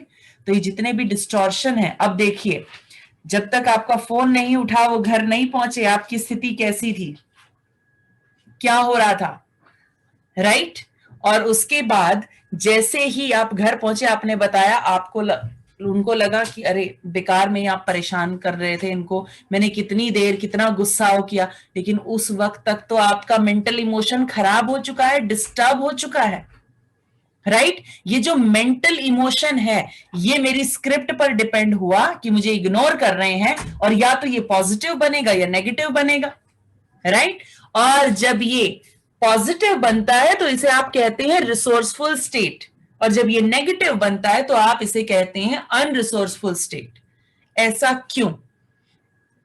रिसोर्सफुल स्टेट का मतलब है कि जब आप अच्छे इमोशंस में होते हैं तो आपने आज तक अपनी लाइफ में जितनी भी चीजें सीखी हैं और आपकी जितनी भी क्रिएटिविटी है, आप उसे इस्तेमाल करते हैं और अपनी लाइफ में बेहतर रिजल्ट क्रिएट करते हैं। जरा सोचिए, एक काम को करते वक्त आप बहुत खुश हैं, एक्साइटेड हैं, उसमें कितने अच्छे रिजल्ट्स लेकर आते हैं, आप कितनी जल्दी चीजों को सीख जाते हैं। लेकिन वहीं आप अगर फ्रस्ट्रेटेड हो, गुस्से में हो, तो उस वक्त क्या वही काम जल्दी हो पाता है? जी नहीं, वो बिगड़ता चला जाता है और खराब हो जाता है और खराब हो जाता है। एक और एग्जांपल, एक स्पोर्ट्स पर्सन, राइट? क्यों कहा जाता है कि इसकी फॉर्म चली गई है? What is this form? क्या है ये फॉर्म? ये फॉर्म है उसकी स्टेट, यानी कि जिस स्टेट ऑफ माइंड में, जिस इमोशन में वो उसकी परफॉर्मेंस उसके पास थी, अब वो स्टेट उसके पास नहीं है, और अगली सीरीज में फिर उसकी फॉर्म लौट आती है क्योंकि उसका इमोशन वापस बैलेंस हो चुका है, he is ready to focus again. क्या उस वक्त उसकी स्किल चली गई थी? नहीं, वो वही इंसान है जिसके पास पहले से वो स्किल थी, वो वही इंसान है जिसके अंदर ये सारी कैपेबिलिटीज हैं। ये आपके साथ भी हुआ है बार बार। याद कीजिए एग्जाम के वो दिन जब आपको बहुत स्ट्रेस था, उस एग्जाम में बहुत डर लग रहा था, और आप जाकर बैठे और आपने लिखना शुरू किया, तो जो आता था वो भी नहीं निकल रहा, अब वो भी आप भूल गए हैं, और जैसे तैसे करके एग्जाम करके बाहर निकले और सब वापस याद आना शुरू हो गया। यानी जैसे ही वो माइंड से प्रेशर रिलीज हुआ, आपको घर जाने तक काफी सारे जवाब याद आ चुके हैं। ऐसा क्यों? और आप कहते हैं ये अब क्यों याद आ रहा है, मुझे एग्जाम में याद नहीं आया। वाई? क्योंकि उस वक्त आप स्ट्रेस में आ गए थे, आपका इमोशन खराब और अनरिसोर्सफुल हो गया। दिस इज द रीजन कि आप अपनी मेमोरी को रिट्राइव नहीं कर पाते। क्यों? जब भी हमारा इमोशन खराब होता है तो हमारी न्यूरोलॉजी डिफरेंट तरीके से काम करने लगती है, और जैसे ही इस न्यूरोलॉजी के अंदर चेंज आता है, वैसे ही हमारी बॉडी के अंदर वो मेमोरी तक पहुंचने का वो जरिया खत्म हो जाता है, डिफरेंटली हमारी बॉडी एक्ट करने के कारण, और हम अपनी मेमोरी तक पहुंच नहीं पाते, राइट? यही है आपकी रिसोर्सफुल स्टेट, अनरिसोर्सफुल स्टेट। कैसे इंपैक्ट करती है ये हमें? एक बिजनेस पर्सन के लिए कितना जरूरी है फ्लेक्सिबल होना, समय समय पर रिजिडिटी से हटके रहना, कि जब चाहे वो अप्रोच को चेंज करे और अपने गोल्स को अचीव कर ले। मोटिवेशन कितना इंपॉर्टेंट है उसके लिए, ये उसकी रिसोर्सफुल स्टेट है। इनिशिएटिव लेने का जो कॉन्फिडेंस अंदर आता है और डिसीजन मेकिंग की जो पावर है, वो उस इंसान को सिर्फ अच्छे इमोशन में आ सकती है। एंगर में, फ्रस्ट्रेशन में, डिप्रेशन में, स्ट्रेस में कोई भी इंसान राइट डिसीजन मेकिंग नहीं कर सकता। इसी तरह एक स्टूडेंट के लिए कंसंट्रेशन कब डेवलप होती है? जब उसकी स्टेट अच्छी होती है। अगर एग्जाम से पहले बच्चों को अच्छी स्टेट में रखा जाए, उनके इमोशन को अच्छा किया जाए, प्रेशर बनाने की बजाय उन्हें और ज्यादा फिजिकल एक्टिविटीज की तरफ मूव किया जाए, और उन्हें पूरी तरह से रिलीज उनका स्ट्रेस करके, और उसके बाद अगर उन्हें पढ़ाया जाए, तो उन बच्चों के मार्क्स बढ़ जाते हैं। ये साइकोलॉजी भी कहती है और ये साइंस प्रूव भी करती है। And the next thing, couples जब भी अपने अच्छे इमोशंस में होते हैं, उनके बीच बहुत अच्छा तालमेल रहता है, अपनी टुगेदरनेस को वो बहुत अच्छे से एंजॉय करते हैं, लव ट्रस्ट की फीलिंग्स को एंजॉय करते हैं एक दूसरे के साथ। वहीं पर एक हेल्दी पर्सन किस तरह से अपनी अच्छी हेल्थ को एंजॉय करते हुए अपनी डिजीज फ्री बॉडी को क्रिएट कर लेता है। याद रखिए, आपकी बॉडी के अंदर सारी हीलिंग पावर्स हैं। आपकी बॉडी खुद हील होना जानती है, आपकी बॉडी बीमार पड़ना नहीं जानती है। ये भी जानेंगे कि आखिर ऐसा होता क्यों है, जब बॉडी बीमार पड़ना जानती नहीं है तो ये सब होता क्यों है, ये भी जानेंगे आज के सेशन में। एंड अनरिसोर्सफुल स्टेट क्या है? जब किसी इंसान के सामने अनसर्टेनिटी आती है, होपलेसनेस आती है, डर लगता है, एंजाइटी क्रिएट होती है, तो उसकी डिसीजन मेकिंग खत्म हो जाती है, मोटिवेशन चला जाता है, कॉन्फिडेंस लो आता है। और ऐसी हालत में अगर डिसीजन मेकिंग होगी तो कैसी होगी? सोचिए जरा, एक स्टूडेंट अगर स्टेज पर जाकर घबरा जाए तो उसका कॉन्फिडेंस कहां रह जाएगा? यानी दो ही चीज रह सकती है, दो में से एक ही चीज रह सकती है। या तो आपका मोटिवेशन रहेगा, या फिर जस्ट गिव मी 1 सेकेंड।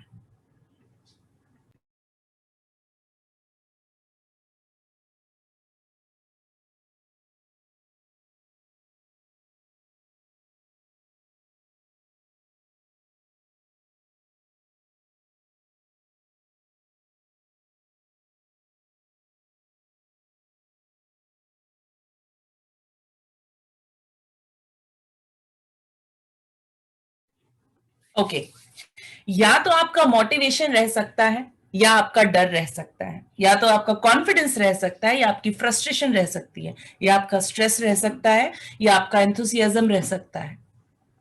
दो ऑपोजिट इमोशन एक साथ नहीं चल सकते। अगर यहां पर स्ट्रेस है तो बॉडी में ना तो कॉन्फिडेंस होगा। जरा सोचिए, जब आप बैठते हैं कॉन्फिडेंस की स्टेट में तो एकदम से कंधे खुल जाते हैं। आपका कॉन्फिडेंस सिर्फ आपके बात करने के तरीके से नहीं, आपके चेहरे से, आपकी आंखों से, आपकी फिजियोलॉजी से झलकता है, राइट? आपकी एनर्जी बिल्कुल डिफरेंट होती है। वहीं पर अगर आप स्ट्रेस में हैं तो आपकी फिजियोलॉजी एकदम से बता देती है कि आप कहीं ना कहीं स्ट्रेसफुल हैं। इसी तरह से अगर सब्जेक्ट का फियर है तो वो बच्चा उस सब्जेक्ट में परफॉर्म कैसे करेगा, कैसे उस सब्जेक्ट के साथ अपना अच्छी लर्निंग क्रिएट करेगा। अगर उस बच्चे के पास फोबिया है, अगर टीचर को देखकर उसे डर लगता है तो उसकी परफॉर्मेंस गिर जाती है उस सब्जेक्ट में। इसी तरह से टीचर से डिस्कनेक्शन जैसे ही होने लगता है तो धीरे धीरे वो पेन बन जाता है उसके माइंड में, और वो बच्चा जी चुराने लगता है अपनी स्टडी से। वो उस पेन से छुटकारा पाना चाहता है, स्कूल जाना नहीं चाहता। वाई? क्योंकि उसके पास कुछ ना कुछ ऐसा है जो उसकी रिसोर्सेज को खराब कर रहा है। कपल्स जब स्ट्रेस में होते हैं, डिप्रेशन में होते हैं, वर्क का स्ट्रेस घर आ जाता है तो कपल्स के बीच झगड़े होते हैं। एक दूसरे को समय नहीं दे पाने के कारण दोनों एक दूसरे की स्थिति समझ नहीं पाते हैं।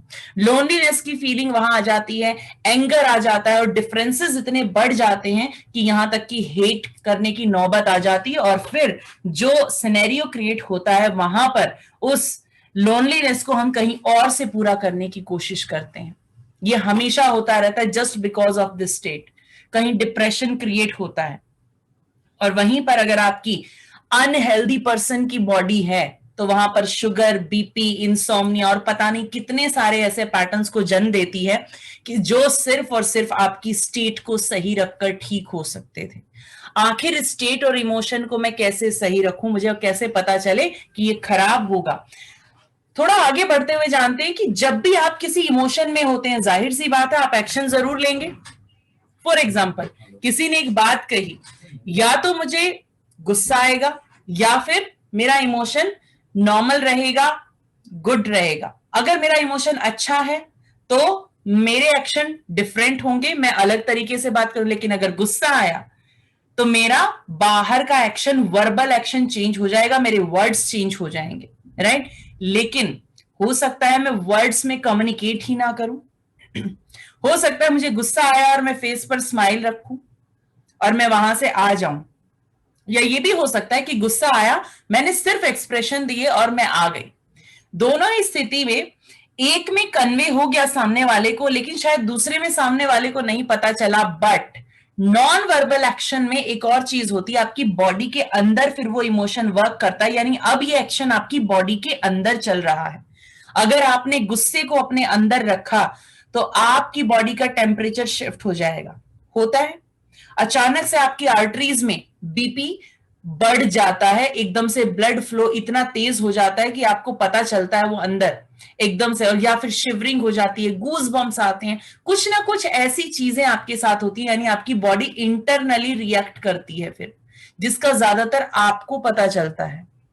अब अगर वर्बल एक्शन बाहर है तो भी उसका एक रिजल्ट होगा जो आपके आउटर वर्ल्ड में चेंज करेगा, यानी उस इंसान के आपके रिश्ते कैसे होंगे ये सब उस पर डिपेंड करेगा। लेकिन अगर ये इंटरनली चला तो क्या कोई उसका एक्शन का कोई रिएक्शन नहीं मिलेगा? आपको मिलेगा। इस बार आपका एक्शन का रिएक्शन आपको आपकी बॉडी देगी, शॉर्ट टर्म में नहीं, लॉन्ग टर्म में भी देती है। कैसे? अभी जानेंगे जब वेलनेस के बारे में पढ़ेंगे। What is state? जब आपकी यहां पर एक स्क्रिप्ट बनती है, आपका एक इमोशन क्रिएट होता है, और उस वक्त आपके माइंड में जो चल रहा है, याद रखिए, जो आपके माइंड में विजुअल चल रहे हैं, जो आवाजें चल रही हैं, और उसके साथ आपकी बॉडी में एक फीलिंग क्रिएट हो रही है, यही आपकी स्टेट है। यानी एक समय पर आपके माइंड और आपकी बॉडी में जो भी चल रहा है वो आपकी स्टेट है। कैसे? और ये आपकी फिजियोलॉजी से पता चल जाती है, आपके माइंड की इंटरप्रिटेशन की आपने कैसे उसे लिया है। अगर आपके माइंड में स्ट्रेस है तो क्या आप ऐसे बैठेंगे?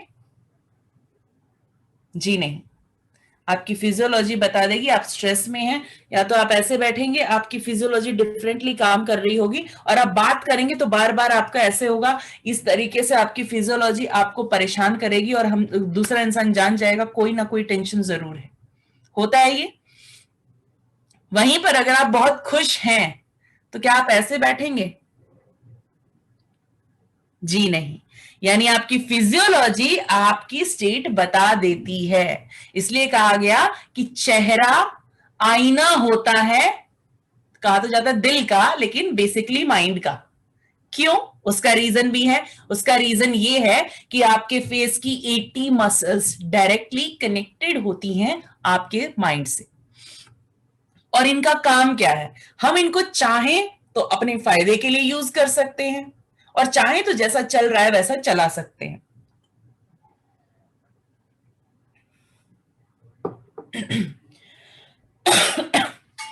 ओके, कैसे? फायदे के लिए कैसे यूज करेंगे? कभी कभी देखा होगा कि मूड खराब हो गया, बहुत देर तक मूड खराब रहा, राइट? और हमारे फेस के एक्सप्रेशन हम जानबूझकर ठीक करते ही नहीं है, और जब तक ठीक नहीं करते, क्या यहां पर सब ठीक होता है?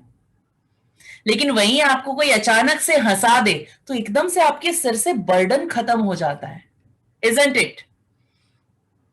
अगर आपको ये बात समझ आ जाए कि ये थोड़ी देर ये फेस के एक्सप्रेशंस आपकी बॉडी पर, आपकी लाइफ पर क्या इंपैक्ट डाल रहे हैं, तो शायद आप कभी इस एक्सप्रेशन को खराब करना अफोर्ड ना कर पाए। I really mean it. कभी भी आप अगर एक स्टेट से दूसरी स्टेट में जाना चाहते हैं तो सबसे इंपॉर्टेंट है आपकी फिजियोलॉजी। जब आपका कंट्रोल यहां नहीं चलता तो आप अपनी बॉडी को यूज कर सकते हैं। हाउ? देखना चाहेंगे? कितने लोग चाहते हैं कि एकदम से मेरा स्ट्रेस गायब हो जाए, मुझे बस स्ट्रेस से छुटकारा चाहिए होता है, उस वक्त बहुत परेशानी हो रही होती है, बहुत परेशान हो रहे होते हैं, राइट? तो कीजिए एक छोटी सी एक्सरसाइज मेरे साथ। कंधे बिल्कुल सीधे करके बैठ जाएंगे, लाइक दिस। इनको ऐसे नहीं, बिल्कुल नीचे की तरफ खोल देंगे, बिल्कुल ऐसे जैसे आपके दोनों कंधों के बीच पीछे की साइड किसी ने हाथ रख के आपकी चेस्ट को बाहर कर दिया है, लाइक दिस। यस। और अपनी स्पाइन करेंगे स्ट्रेट, और एक बार जरा अपनी ब्रेथ को ऑब्जर्व करें। क्या कुछ डीप हुई है ये ब्रेथ? यस। और अब जरा आंखें बंद करके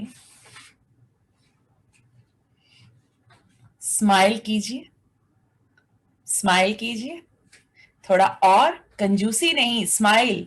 आप ही का चेहरा है और बहुत खूबसूरत है आपकी स्माइल।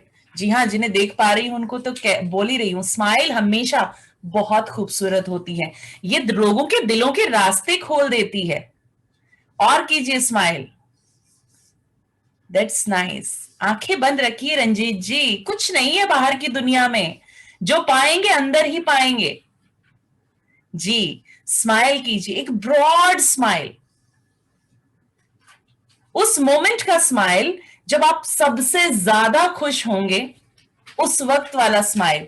और अब जरा कोई भी अपनी खराब मेमोरी याद रखे, लेकिन शर्त यह होगी कि स्माइल करते हुए ही याद रखेंगे। रिकॉल कीजिए उसे, स्माइल करते रहिए और किसी पुरानी मेमोरी को लेकर आइए कि आपको याद आ जाए। वो कीजिए स्माइल। किसी दोस्त से झगड़ा हुआ था, जरा उसको याद कीजिए, लेकिन स्माइल करते रहेंगे। स्माइल कम नहीं होनी चाहिए, स्माइल वैसे ही बना के रखिए। कीजिए कोशिश। क्या याद आ रही है कोई मेमोरी? कीजिए कीजिए, कोशिश कीजिए।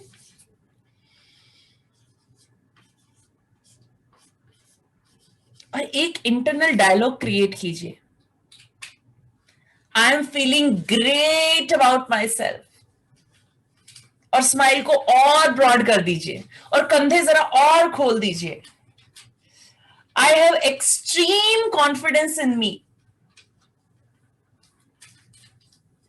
And I can feel it inside. जैसे ये आवाज आपके हेड में बार बार गूंज रही हो, आप ही की आवाज में, आपकी हर सांस के साथ और बढ़ रही हो। थोड़ा और इस आवाज को लाउड सुनेंगे, एक ब्रॉड स्माइल के साथ, कंधों को और ज्यादा कॉन्फिडेंस इनके अंदर भरते हुए। मानिए ये आवाज वेव की तरह आपके कंधों में स्प्रेड हो रही है। I am feeling great about myself, I am feeling blessed, I am the special child of this universe,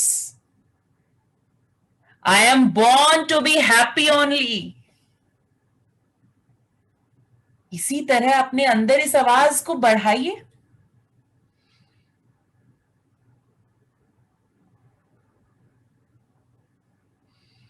और इसी इंटरनल डायलॉग को चलाते हुए, इसी स्माइल को बनाए रखते हुए धीरे धीरे आंखें खोलिए अपनी।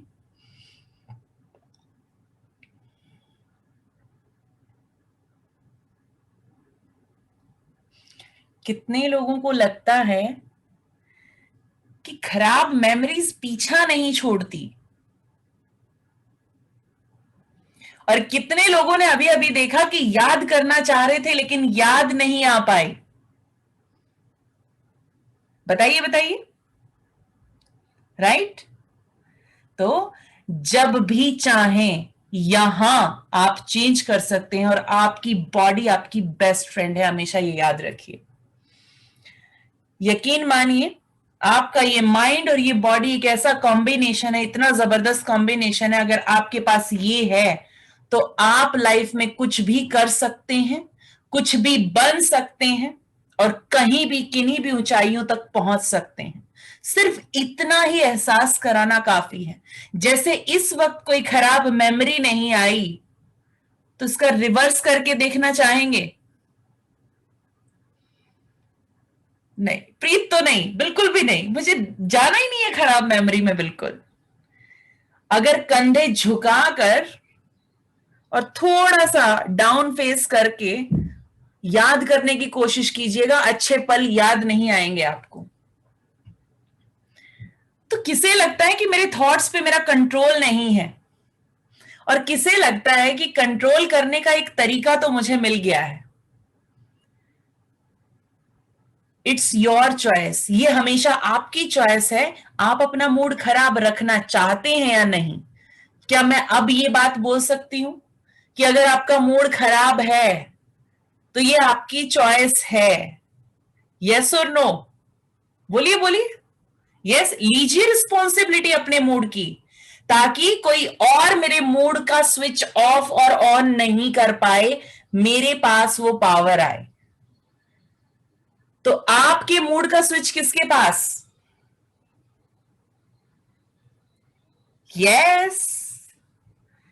अब बात ये है कि जो माइंड है ना, ये निकलने देना नहीं चाहता। अरे अगर एक्सप्रेशन नहीं रहा तो इन्हें पता कैसे चलेगा गलती इनकी है? ये कैसे होगा? इनको कैसे एहसास होगा? तो जिनका माइंड ये सवाल करता है, तो उन्हें भी बताती हूं क्यों आपको अपने मूड को अच्छा रखना जरूरी है, चाहे उनको एहसास हो या ना हो। अभी जानेंगे आप, और इसके बाद शायद अपना मूड कभी खराब नहीं रखेंगे। जब भी आप फिजिकल खतरा देखते हैं, राइट? यानी आपके सामने कोई जंगली जानवर आया और आपको महसूस होता है कि ये मेरे लिए वाकई में खतरा है, जान का खतरा है। उस वक्त फिर से आपके माइंड का तो पैटर्न है, डिलीट करेगा, डिस्टॉर्ट करेगा, जनरलाइज करेगा। तो मान लीजिए सामने आया टाइगर, जाहिर सी बात है सेल्फी खींचने तो आप नहीं जाएंगे जब तक वो जू के अंदर नहीं है, राइट? अब पहला काम आप क्या करेंगे? सबसे पहली इंफॉर्मेशन तो आप ये डिलीट करेंगे कि ये टाइगर, इसका पेट आराम से भरा हुआ है और ये बस गुजरते हुए मेरे सामने आ गया और अब ये यहां से चला जाएगा। हो गई इंफॉर्मेशन डिलीट? या आप जानबूझ के नहीं करते। आई विल टेल यू कि ये क्यों होता है हमारे साथ। हम पॉजिटिव भी तो रह सकते थे ना। कोई इंसान जो हाईली पॉजिटिव है वो कहता be positive, but in this time don't be positive. Positive cases बहुत है, right? Don't be positive, right? So आप अगर किसी भी ऐसे खतरे को देखेंगे तो आपके माइंड के पास एक पैटर्न है कि वो नेगेटिव सोचे, क्योंकि नेगेटिव सोचना हमारा सर्वाइवल डिसाइड करता है। नहीं तो no, tiger is my friend, I am too positive और ये मुझे कुछ नहीं बोलेगा एंड इट्स कंप्लीटली फाइन। क्या ये अप्रोच वर्क करेगी? हो सकता है थोड़ी देर बाद आप टाइगर का डिनर बन चुके हो और अब पूरी पॉजिटिविटी टाइगर के अंदर ही है and you are rest in peace forever, right? पूरी जिंदगी की शांति एक बार में मिल जाती है उस वक्त। सो नेगेटिव सोचेंगे उस वक्त तो जिंदा रहेंगे। लाइफ तभी है जब नेगेटिव हो। तो ये नेगेटिविटी का जो पैटर्न है था हमारे सर्वाइवल के लिए, लेकिन इसकी वजह से हो क्या रहा है हमारी लाइफ में ये भी देख लेते हैं। टाइगर सामने आया, डिलीट किया कि इसका पेट भरा हुआ है, यहां से निकल जाएगा। डिस्टॉर्ट किया, टाइगर मतलब खतरनाक जानवर। और जब भी टाइगर आएगा अब से मेरी जिंदगी के लिए खतरा है। जनरलाइजेशन भी हो गया। तीसरा, 3 फिल्टर लगे तो अब टाइगर टाइगर ना होके डेंजर बन गया। कैसे? अब टाइगर आपको आपके माइंड में वहां दूर खड़ा हुआ नहीं दिख रहा। अब टाइगर आपको आपके माइंड में आपके ऊपर जंप लगाता हुआ नजर आ रहा है या पीछे भागता हुआ नजर आ रहा है। यही विजुअल बनता है उस वक्त। यही मेमोरी आप लेकर आ रहे हैं, बार बार माइंड में यही चल रहा है, अब ये करेगा, अब ये करेगा। टाइगर वहां खड़ा है लेकिन माइंड में विजुअल कुछ और चल रहा है।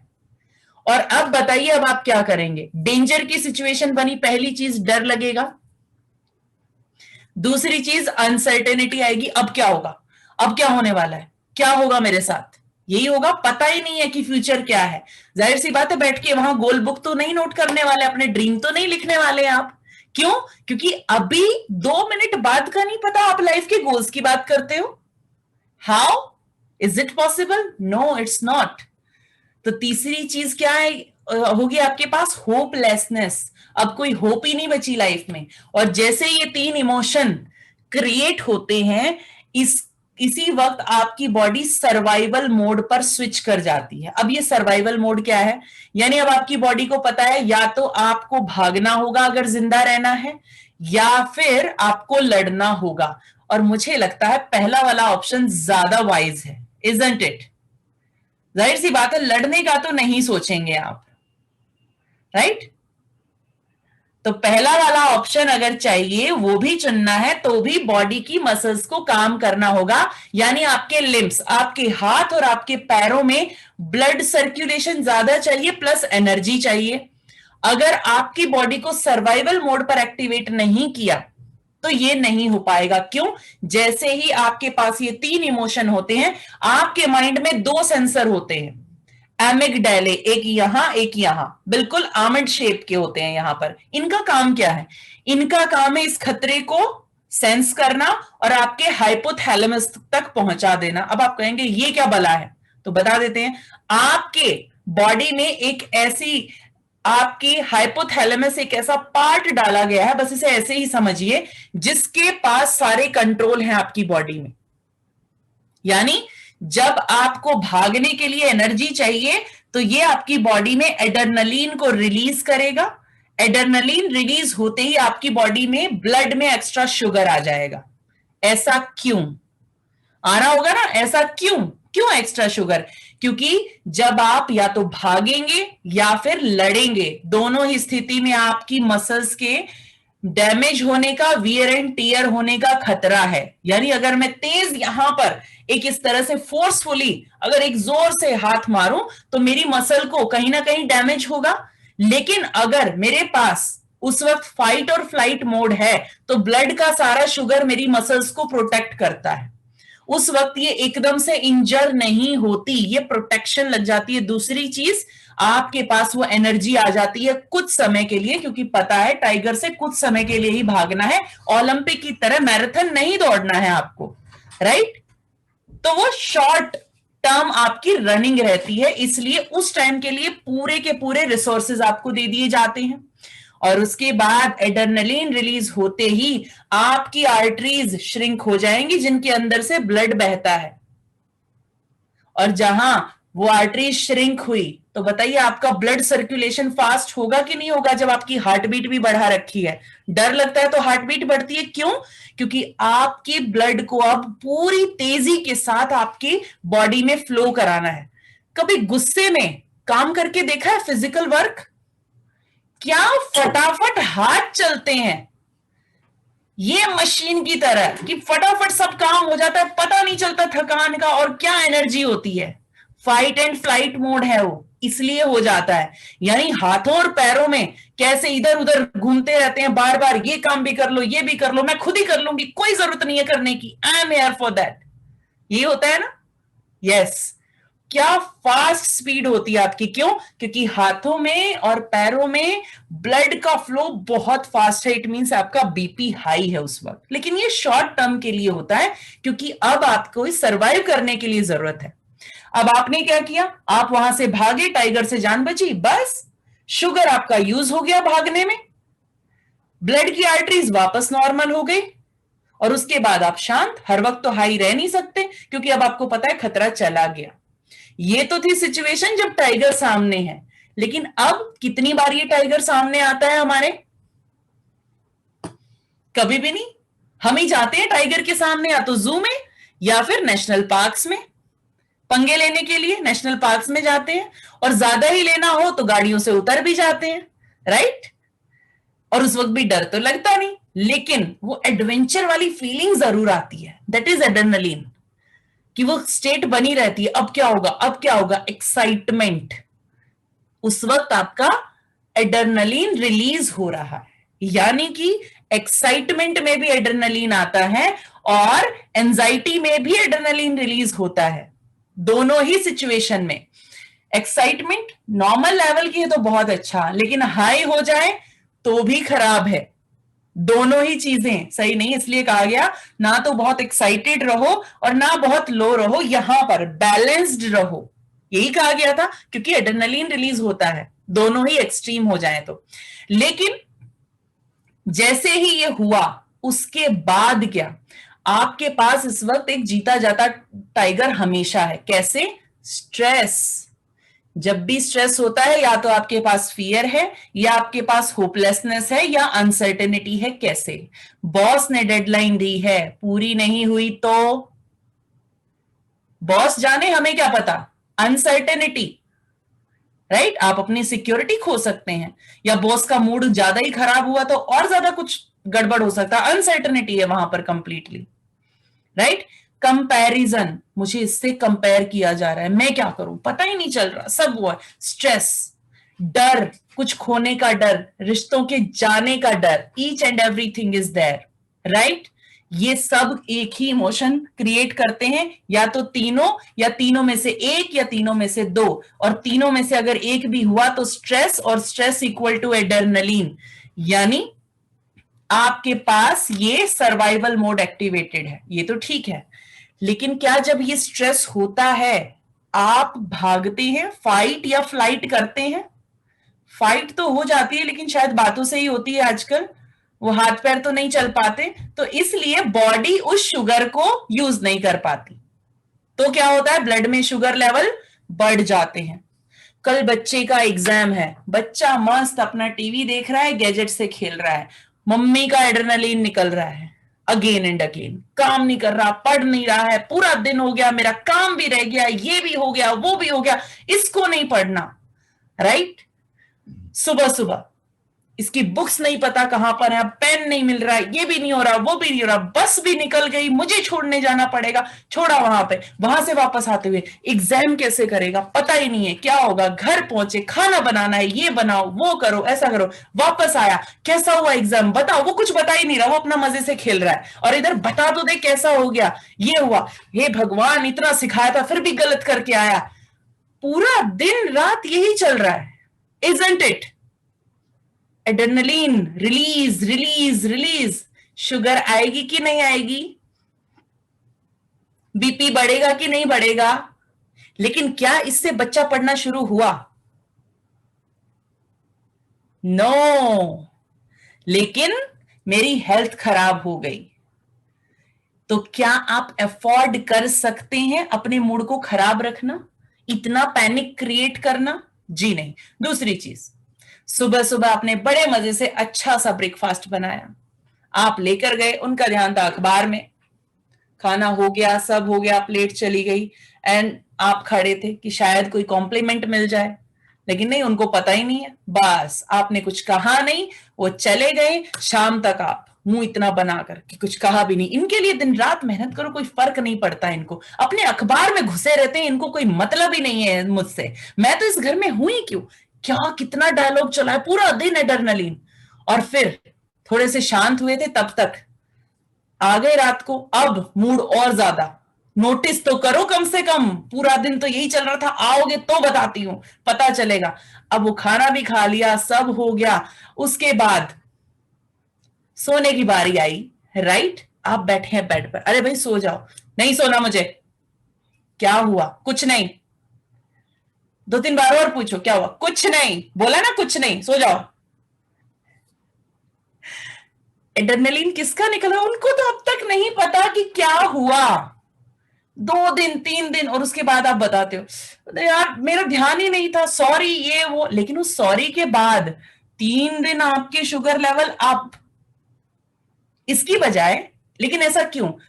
हमें भी अटेंशन चाहिए यार, थोड़ी तो चाहिए, पूरा ध्यान रखते हैं आपका, अटेंशन चाहिए होती है सबको, सबकी नीड है, राइट?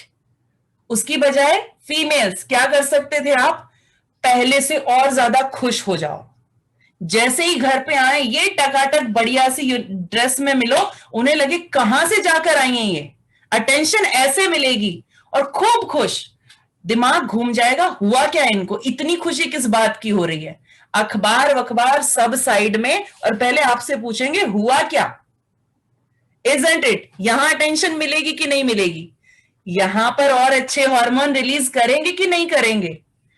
याद रखिए, जब आप अपने में खुश रहने लग जाते हैं तो सब लोग जानना चाहते हैं आपके पास ऐसा क्या है, आप परेशान होते हैं लोग तब भी जानना चाहते हैं, लेकिन जब आप खुश होते हैं तब लोग आपकी तरफ खींचे आते हैं, जब आप परेशान होते हैं तो आप जाते हैं उनके पास बताने के लिए।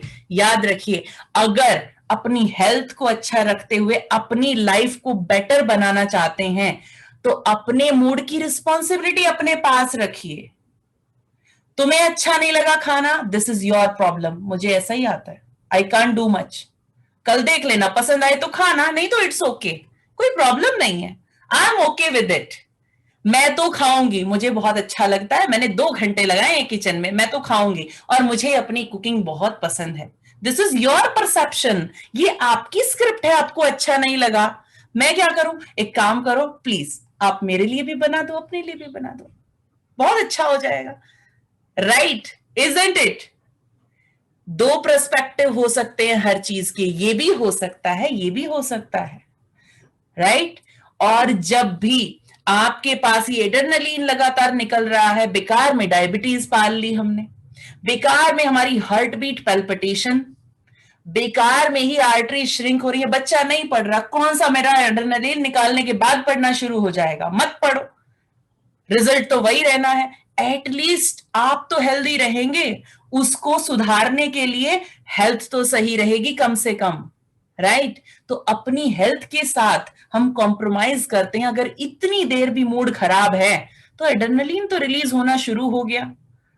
और सबसे बड़ी बात, बोलते हैं कि नहीं, एकदम से वेट गेन होने का रीजन क्या है? सब बोलते हैं, जनरलाइज करते हैं, ऐसा हुआ ऐसा। मैं बताती हूं, एड्रेनलिन निकलना शुरू होता है, अनसर्टेनिटीज बढ़ जाती हैं, सबकी एक्सपेक्टेशन दिखाई देती हैं और वो शायद कहीं ना कहीं पूरी नहीं हो रही होती। कहीं बॉस की एक्सपेक्टेशन है, कहीं घर वालों की एक्सपेक्टेशन है, लगातार अनसर्टेनिटी है। तो जब एड्रेनलिन निकलता रहता है तो कॉर्टिजोल रिलीज होता है। अब ये कॉर्टिजोल क्या बला है? नहीं, कॉर्टिजोल का एक ही काम है, आप जो भी खाओगे फैट में कन्वर्ट। आखिर ऐसा क्यों? ऐसा इसलिए कि उसको लगता है टाइगर अभी आसपास घूम रहा है और अभी आपको और एनर्जी चाहिएगी दौड़ने के लिए, और एनर्जी चाहिएगी तो अब एनर्जी कहां से मिलेगी? फैट से। और वो फैट पता है जब कहां जाकर जमा होता है? बेली पोर्शन।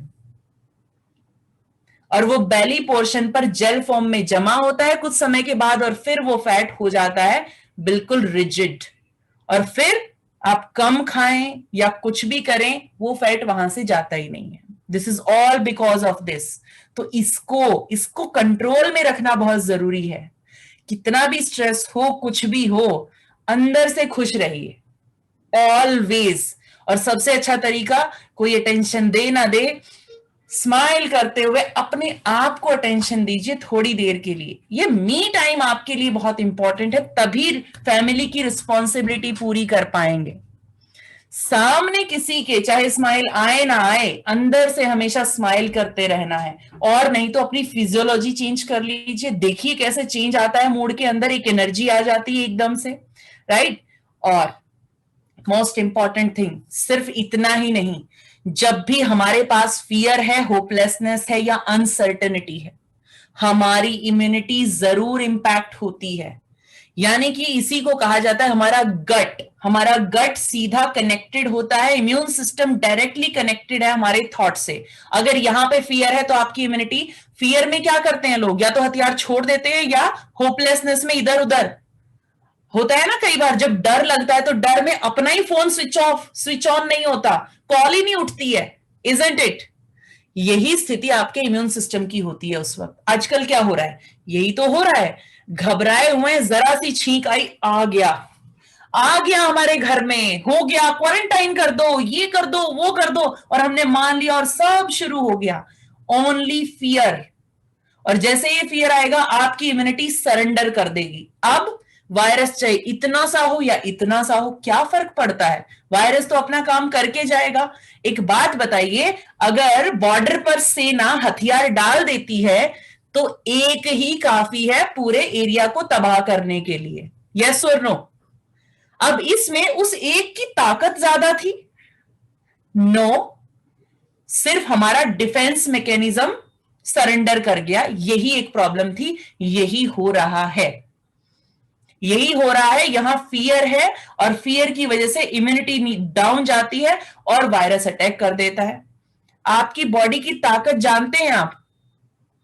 अपने से 10 गुना ज्यादा बैक्टीरिया वायरस हर वक्त लेकर घूमते हैं हम, उसके बावजूद जिंदा रहते हैं। 60 ट्रिलियन सेल्स बताए हैं, 540 ट्रिलियन बैक्टीरिया और वायरस हैं इस वक्त भी आपकी बॉडी में, और इस कोरोना से कहीं ज्यादा खतरनाक। लेकिन एक वायरस, सिर्फ एक वायरस, उसने सबकी जिंदगी बदल के रख दी है। क्यों?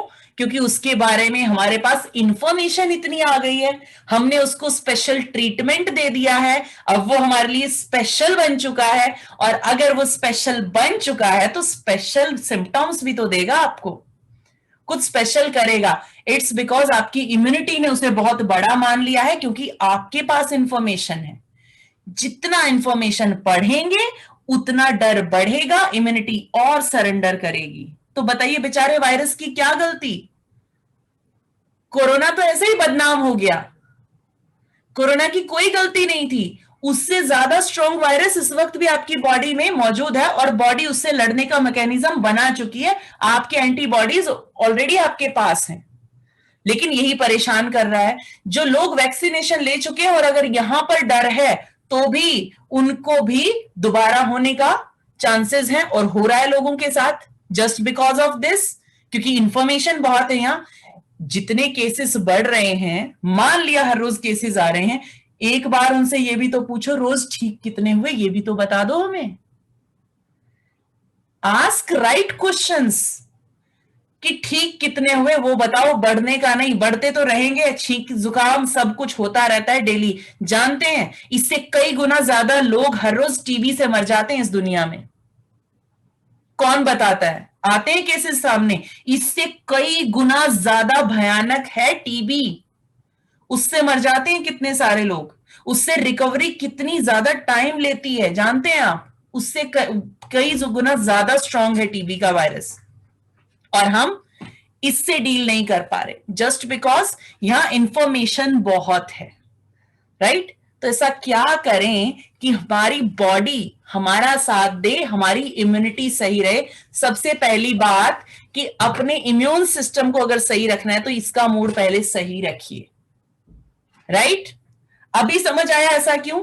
जितनी भी एलर्जी हैं, आपकी इम्यूनिटी ओवर रिएक्ट करती है, कंफ्यूज हो जाती है, और जब आप कंफ्यूज होते हैं, ओवर रिएक्ट करते हैं, तो क्या निशाना सही जगह पर लग सकता है? उल्टा सीधा ही लगेगा।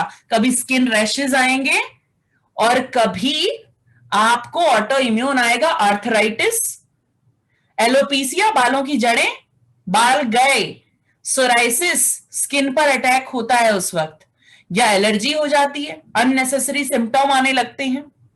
यही होता है जब हमारा इम्यून सिस्टम कहीं भी किसी फियर, होपलेसनेस या अनसर्टेनिटी से डील करता है। तो कितना इंपॉर्टेंट है अपनी स्टेट को बचाकर रखना। सोचिए जरा, थिंक अबाउट इट। उनको लंच अच्छा लगे ना लगे, मैडम को साड़ी अच्छी लगे ना लगे, राइट? आप अपना मूड अच्छा रखिए।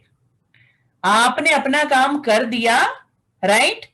आप हर एक को खुश नहीं कर सकते हैं, लेकिन आप खुद को खुश रख सकते हैं, और उसका पहला स्टेप मैं आपको बता चुकी हूं। किसी भी वक्त मूड खराब हो, ये फेस के एक्सप्रेशंस को चेंज कर लें पॉजिटिव फिजियोलॉजी के साथ, और चाहे तो थोड़ा पानी पी लें। न्यूट्रल होता है वाटर, इसलिए पूरी तरह से आपकी बॉडी को शांत कर देता है, आपको हेल्प करता है।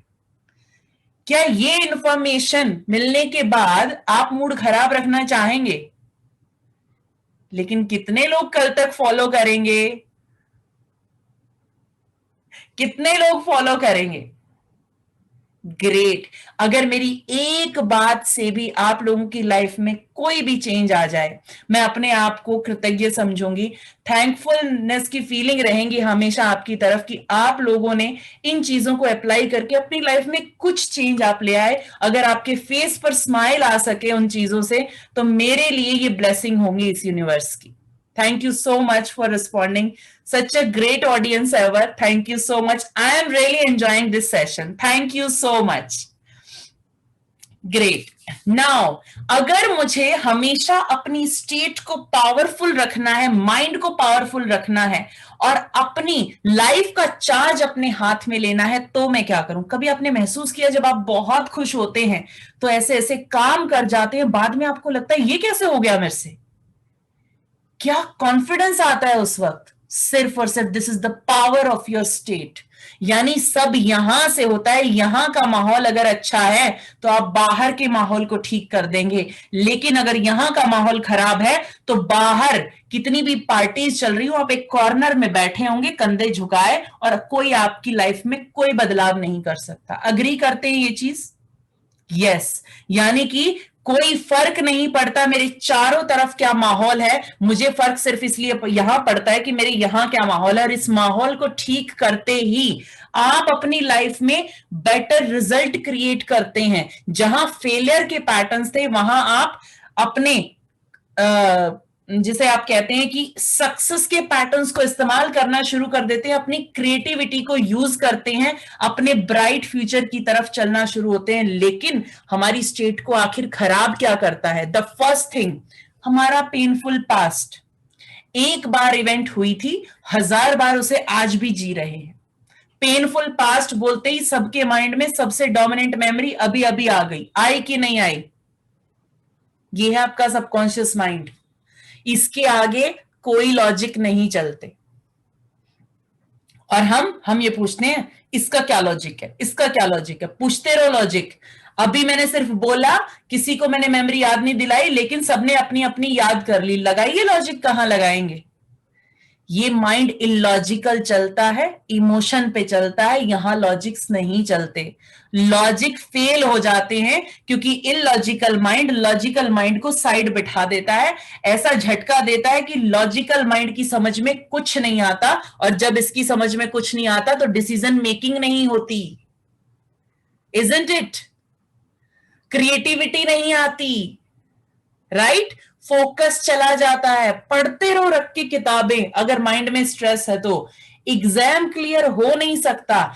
4 बार फेलियर का रेफरेंस आया हुआ है, माइंड पैटर्न लेके बैठा है, यू आर अ फेलियर। कैसे पास होंगे? पढ़ते रहिए, फोकस करते रहिए, माइंड हमेशा फेल होने का बहाना ढूंढ लेगा। इसे कहते हैं आपके पैटर्न्स, जो फेलियर को एब्जॉर्ब कर चुके हैं। आपका कॉन्शियस माइंड के एफर्ट वहां कोई मायने नहीं रखता, जबकि आपका सबकॉन्शियस जब तक आपको हेल्प नहीं करेगा। ये है आपके सबकॉन्शियस की पावर। एक हैबिट नहीं बदल सकते आप अपने कॉन्शियस माइंड के सपोर्ट के बिना। राइट हैंड से खाना खाते हैं, चलिए अगले 1 हफ्ते तक लेफ्ट से खा के देखिए, परेशान हो जाएंगे, नहीं खाना मुझे। क्यों? आपका कॉन्शियस माइंड जानता है ना, हाथ को ऐसे उठाना है, ऐसे खाना है, और हो गया। चलिए, लिखते किस हाथ से हैं? जिस भी हाथ से लिखते हैं दूसरे से प्रैक्टिस कीजिए। क्यों? लिखना भूल गए हैं क्या? पता है ना इसको ऐसे घुमाना है तो ए लिखेंगे, क्यों नहीं? जब इस हाथ से तो इससे क्यों नहीं? लॉजिकल माइंड तो सब जानता है। क्यों नहीं हो पाता? क्योंकि आपका सबकॉन्शियस ने उसे एक्सपीरियंस ही नहीं किया। ये सबकॉन्शियस माइंड 2 तरह से मेमोरी बनाता है। एक आपकी बॉडी जब उसे परफॉर्म करती है तब सीखता है और डीपली सीख जाता है बार बार प्रैक्टिस से, और दूसरा सीखता है जब ये माइंड में उसे बार बार चलाता है। जितनी बार आपने अपने पेनफुल पास्ट को अपने माइंड में चलाया है, वो उतना गहरा घाव आपके अंदर है, वो उतना ज्यादा जड़ पकड़ता जाता है। हमें इस पेनफुल पास्ट को हटाना होगा यहां से, कि वो मेमोरी अगर याद भी आए तो मेरी बॉडी में उसके लिए कोई फीलिंग नहीं आए। राइट?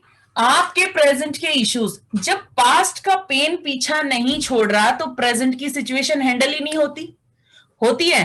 पास्ट में एक बार आप स्टेज छोड़कर भाग गए थे घबरा कर, अब जाके दिखाइए जरा स्टेज पर, क्या होता है उस वक्त? हैंडल होता है?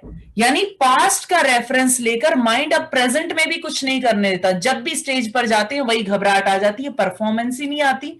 यानी जब तक पास्ट का रेफरेंस रहेगा प्रेजेंट हैंडल नहीं होगा। तो प्रेजेंट के इश्यू हैंडल करने हैं, सबसे पहले पेनफुल पास्ट को रिजॉल्व करना होगा। दूसरी चीज, प्रेजेंट के इश्यूज को हैंडल करने के लिए अपनी अवेयरनेस को बेहतर बनाना होगा। उसके बाद जब आपका पास्ट आपको रिलीफ देता है, प्रेजेंट में आप हैंडल कर पाते हैं, तब जाकर ब्राइट फ्यूचर की तस्वीर देखनी शुरू करते हैं। Isn't it? एक ब्रेकअप हो जाए, लाइफ में सब खत्म हो जाता है, फ्यूचर ही गायब हो जाता है इंसान का। यस और नो? राइट? और अगर ऐसा है तो आगे, और पेरेंट्स को होते हैं, अरे बेटा दूसरी मिल जाएगी, कोई बात नहीं, ये हो जाएगा, देखना।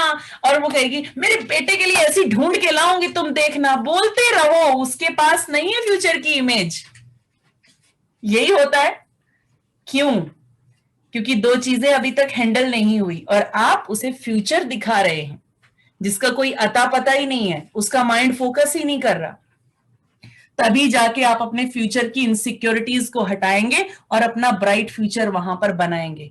तीसरी चीज, सेल्फ इमेज, इस पर काम करना बहुत जरूरी है, क्योंकि लोगों ने हमें बताया है मैं क्या हूं, मैं फेलियर हूं, मैं टॉपर हूं, मैं इंटेलिजेंट हूं। किसने बताया? टीचर्स ने। उनको कैसे पता? वो एग्जाम लिया था ना, उन्होंने बता दिया। और अगर आपने वही मान लिया तो आप वही रहेंगे, because we become what we are. कहां पर? यहां।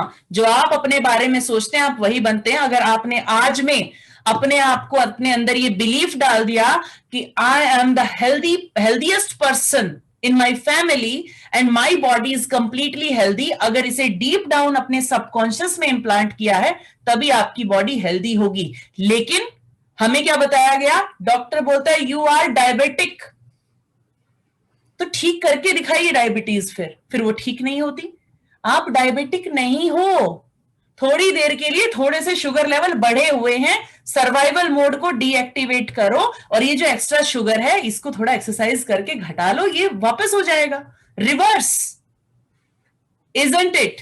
एड्रेनलिन निकलना बंद होगा, एक्स्ट्रा शुगर आनी बंद हो जाएगी, तो प्रेजेंट वाली कंज्यूम होगी, और कंज्यूम होगी तो शुगर लेवल डाउन आ जाएंगे वापस।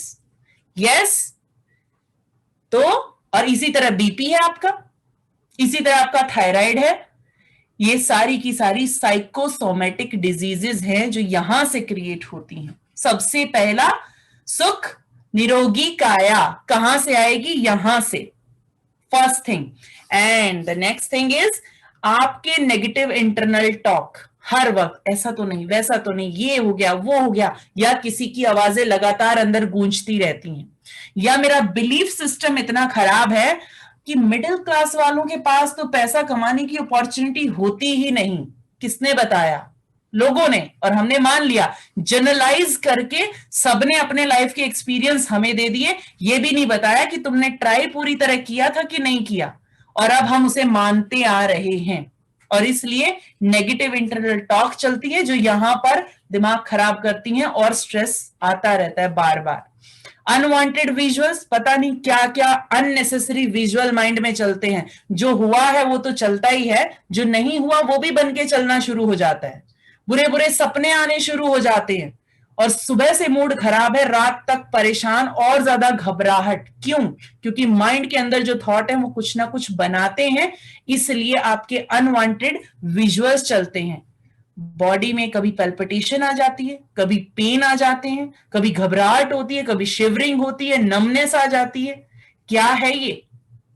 अनवांटेड सेंसेशंस हैं, इनको आपको हटाना होगा अगर आप चाहते हैं आप अपनी हेल्थ को बेहतर बनाएं, और अगर अपने ब्राइट फ्यूचर की तरफ बढ़ना चाहते हैं तो ये बेहद जरूरी है। फोबिया, इतनी एंजाइटी, फोबिया एक इंसान की लाइफ को क्या बना देता है आप अच्छे से जानते हैं। कितनी घबराहट, कभी क्लस्ट्रोफोबिया, कभी हाइट का फोबिया, कभी कहीं कभी कुछ, आपकी लाइफ को कैसे इंपैक्ट करता है यू नेवर नो। अगर ऊंचाई पे जाने से डरते हैं तो सक्सेस में भी तो टॉप पर जाएंगे कैसे? माइंड जाने नहीं देगा, पकड़ के नीचे खींच देगा। आप ऊंचाई से डरते हैं, आप जाना अफोर्ड नहीं कर सकते। ओसीडी, ओसीडी से इतना परेशान हो जाते हैं और परेशान हो जाते हैं, और ओसीडी बढ़ता है और ओसीडी बढ़ता है और परेशान होते हैं।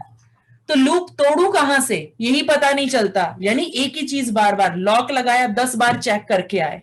क्यों? क्योंकि ये माइंड में एंजाइटी इतनी भरी हुई है कि निकल नहीं रही और परेशान कर रही है। अननेसेसरी बिहेवियर हो रहे हैं जो मेरे कंट्रोल में नहीं है। ट्रिगर्स बने हुए हैं, किसी का चेहरा देखा तो डिप्रेशन आ गया, किसी को देखा तो स्ट्रेस क्रिएट हो गया, किसी को देखते ही गुस्सा आ जाता है, और किसी को देखने के लिए आंखें तरसती हैं, तब जाके एक स्माइल आती है, देख लेते हैं तो, राइट? ट्रिगर्स, अभी आ गई स्माइल, यस, वो चेहरा भी दिख गया अंदर। कितना बढ़िया है सबकॉन्शियस माइंड, राइट? यस, तो ये आपके ट्रिगर्स हैं। पॉजिटिव ट्रिगर्स रखिए, लेकिन खराब ट्रिगर हटाने भी तो जरूरी हैं। उसके अलावा इनर कॉन्फ्लिक्ट, अंदर पता नहीं क्या क्या चल रहा है, ये ऐसा तो नहीं हो जाएगा, ये ऐसा कर लो तो ये हो जाएगा, लेकिन ऐसा भी तो हो सकता है। ऐसा एक ही चीज को लेकर दो थॉट चलते हैं और डिसीजन नहीं ले पाते। यहां कंफ्यूजन है तो इम्यूनिटी कंफ्यूज, ऑटो इम्यून आएगा कि नहीं आएगा, थायराइड आएगा कि नहीं आएगा। फीमेल को सबसे ज्यादा थायराइड की शिकायत क्यों होती है? मल्टीटास्किंग चलती है। यहां इधर एक पैर किचन में है, दूसरा वहां पर कबर्ड के पास पहुंच गया, तीसरी बार आवाज लगी तो आप जाके बेडरूम में पहुंच गए, बच्चे को रेडी कर रहे हैं, फिर वापस किचन से आवाज आई कि चाय कहां है।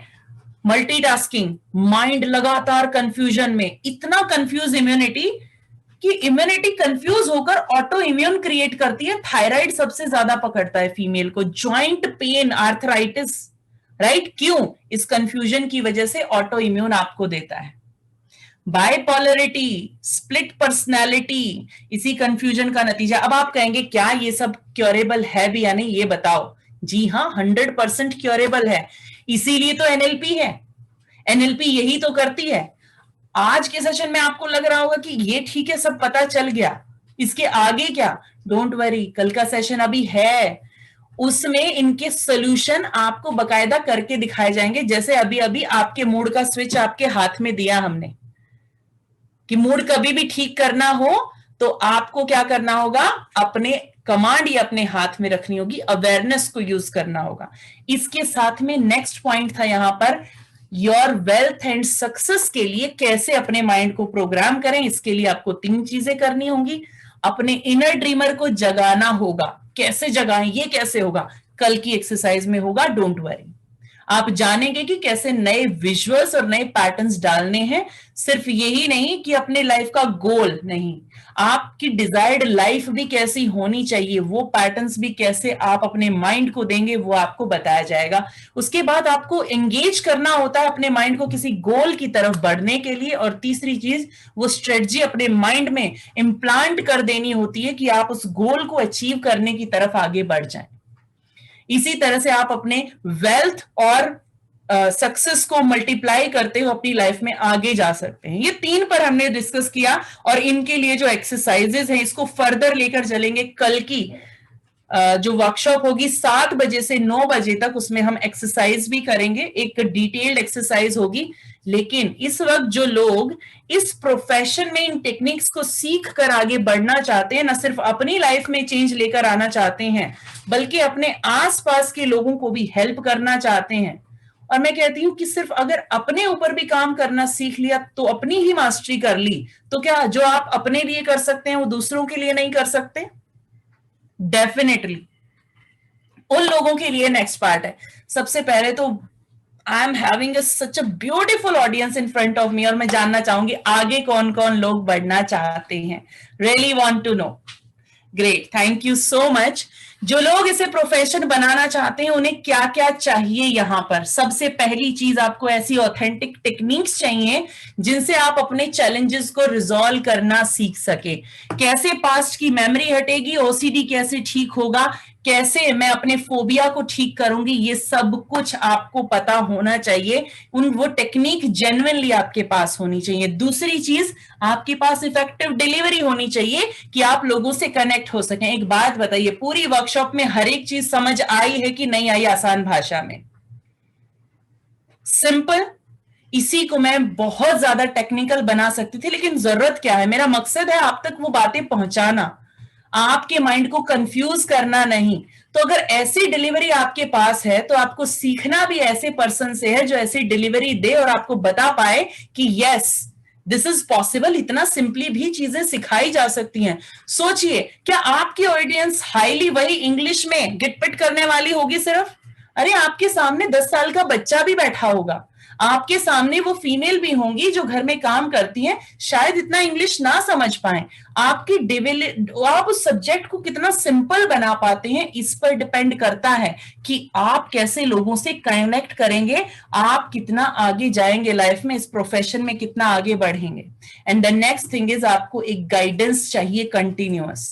ये तीनों चीजें आपको कहां अवेलेबल होंगी? इसके लिए इस सेशन का नेक्स्ट पार्ट है जो अब स्टार्ट हो रहा है। वो लोग जो अपनी लाइफ में ये ट्रांसफॉर्मेशन चाहते हैं और वो लोग जो इस ट्रांसफॉर्मेशन को लाकर दूसरों की जिंदगी बदलना चाहते हैं। नेक्स्ट सेशन जो नेक्स्ट पार्ट है इसी के लिए रहेगा। आगे बढ़ते हैं, किन किन लोगों को हेल्प कर सकते हैं और किन किन लोगों को ये हेल्प करेगा। सबसे पहले स्टूडेंट्स को हेल्प करेगा, और अगर आप इसे सीखते हैं तो आप भी स्टूडेंट्स, पेरेंट्स और टीचर्स को हेल्प कर सकते हैं उनकी लाइफ में बेहतर रिजल्ट क्रिएट करने में। स्टूडेंट का कंसंट्रेशन, परफॉर्मेंस कैसे बढ़ाना है उसमें, और आप कपल्स को हेल्प कर सकते हैं उनके रिलेशन को बेहतर बनाने में, और आप अपने रिलेशन भी बेहतर बना सकते हैं। हीलर्स जो लोगों की वेलनेस पे काम करना चाहते हैं, और अगर आप अपनी वेलनेस पर काम करना चाहते हैं तो ये आपके लिए भी है।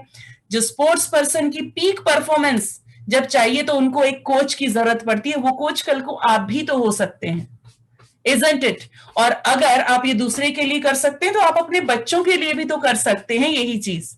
और अगर आप एंटरप्रेन्योर और बिजनेस पर्सन है तो आपको इसकी बेहद जरूरत है, क्योंकि आपको अपनी सक्सेस और वेल्थ दोनों पर ही फोकस करना है, अपने स्ट्रेस को मैनेज करना है, वर्क प्लेस के स्ट्रेस को, ताकि ये रिसोर्सफुल स्टेट आपको आगे बढ़ाए। और next thing is mental, emotional और फिजिकल चैलेंजेस, तीनों पर ही काम करती है एनएलपी, क्योंकि डायरेक्टली यहां वर्क करती है और उससे रिजल्ट आपकी बॉडी पर दिखते हैं जो आपने अभी अभी जाना। तो तो कितने लोग चाहते हैं यहां से आगे बढ़ने के लिए, एक्साइटमेंट के उस लेवल पर है और जानना चाहते हैं कि एनएलपी आखिर इसमें क्या क्या टॉपिक्स हैं। ये 17 टॉपिक हैं जो आपकी लाइफ के अलग अलग एरिया पर काम करेंगे, जिसमें गोल सेटिंग, उसके साथ में रैपो, कैसे लोगों से कम्युनिकेशन बेटर बनाना है, उस पर यहां पर कम से कम 6 टॉपिक्स हैं जो सिर्फ आपके कम्युनिकेशन पर होंगे। याद रखिए, वर्क प्लेस पर नहीं, आपके घर में भी आपका कम्युनिकेशन अच्छा होना चाहिए ताकि आपस में तालमेल आपका बना रहे। आप उस लेवल तक सोच पाते हैं, लोगों की साइकोलॉजी को समझकर उनके हिसाब से कम्युनिकेट करते हैं, तो आपकी बात उन तक पहुंचती है और वो उस पर अग्री करते हैं, उसे समझते हैं।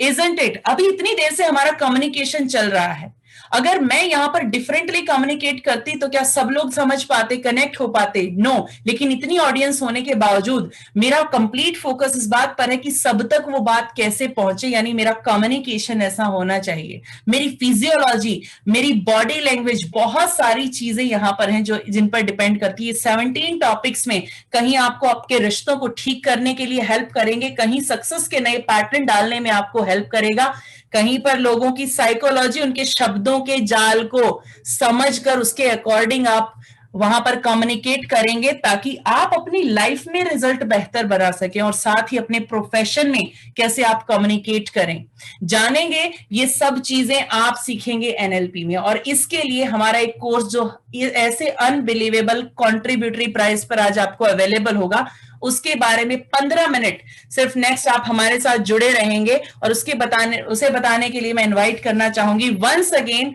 मिस्टर अनुराग सूर्यवंशी, जिनसे आप शुरू में मिल चुके हैं। ही इज द पर्सन, ध्यान से सुनिएगा, जो लोग आज अपनी लाइफ चेंज करना चाहते हैं। This is the best moment of your life, और आप आज से 3 महीने बाद थैंक्स करेंगे। हमें ना करें, आप खुद को थैंक्स करेंगे इस वाइज डिसीजन के लिए। बने रहिएगा साथ में। तो please help me to welcome mister Anurag Suryavanshi.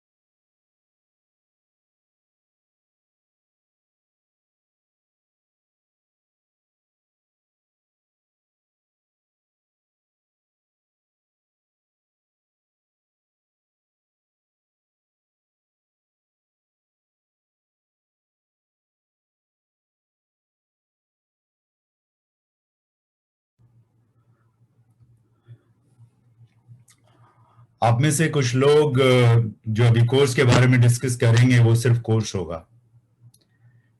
कुछ लोगों को वो सॉल्यूशन मिलेगा जो सॉल्यूशन आप काफी दिनों से मांग रहे थे। कुछ लोग आप में से ऐसे हैं जो ये कह रहे थे कि एनएलपी में सीख लेता, एनएलपी में सीख लेती अगर इतने अमाउंट में मिल जाती तो। कुछ लोगों को लगेगा कि सिर्फ हम अपने कोर्स का प्रमोशन कर रहे हैं। जी हाँ, बिल्कुल कर रहे हैं, हमारा हक बनता है। अगर हम कॉन्ट्रीब्यूटरी 12 मास्टर क्लास कर रहे हैं तो हम हर क्लास में 15 मिनट की प्रमोशन करेंगे। This is our right. कुछ लोगों को लगेगा कि ये कोर्स आप ही के लिए डिजाइन किया गया है। कुछ लोगों को लगेगा कि ये वर्कशॉप मेरे लिए डिजाइन की थी।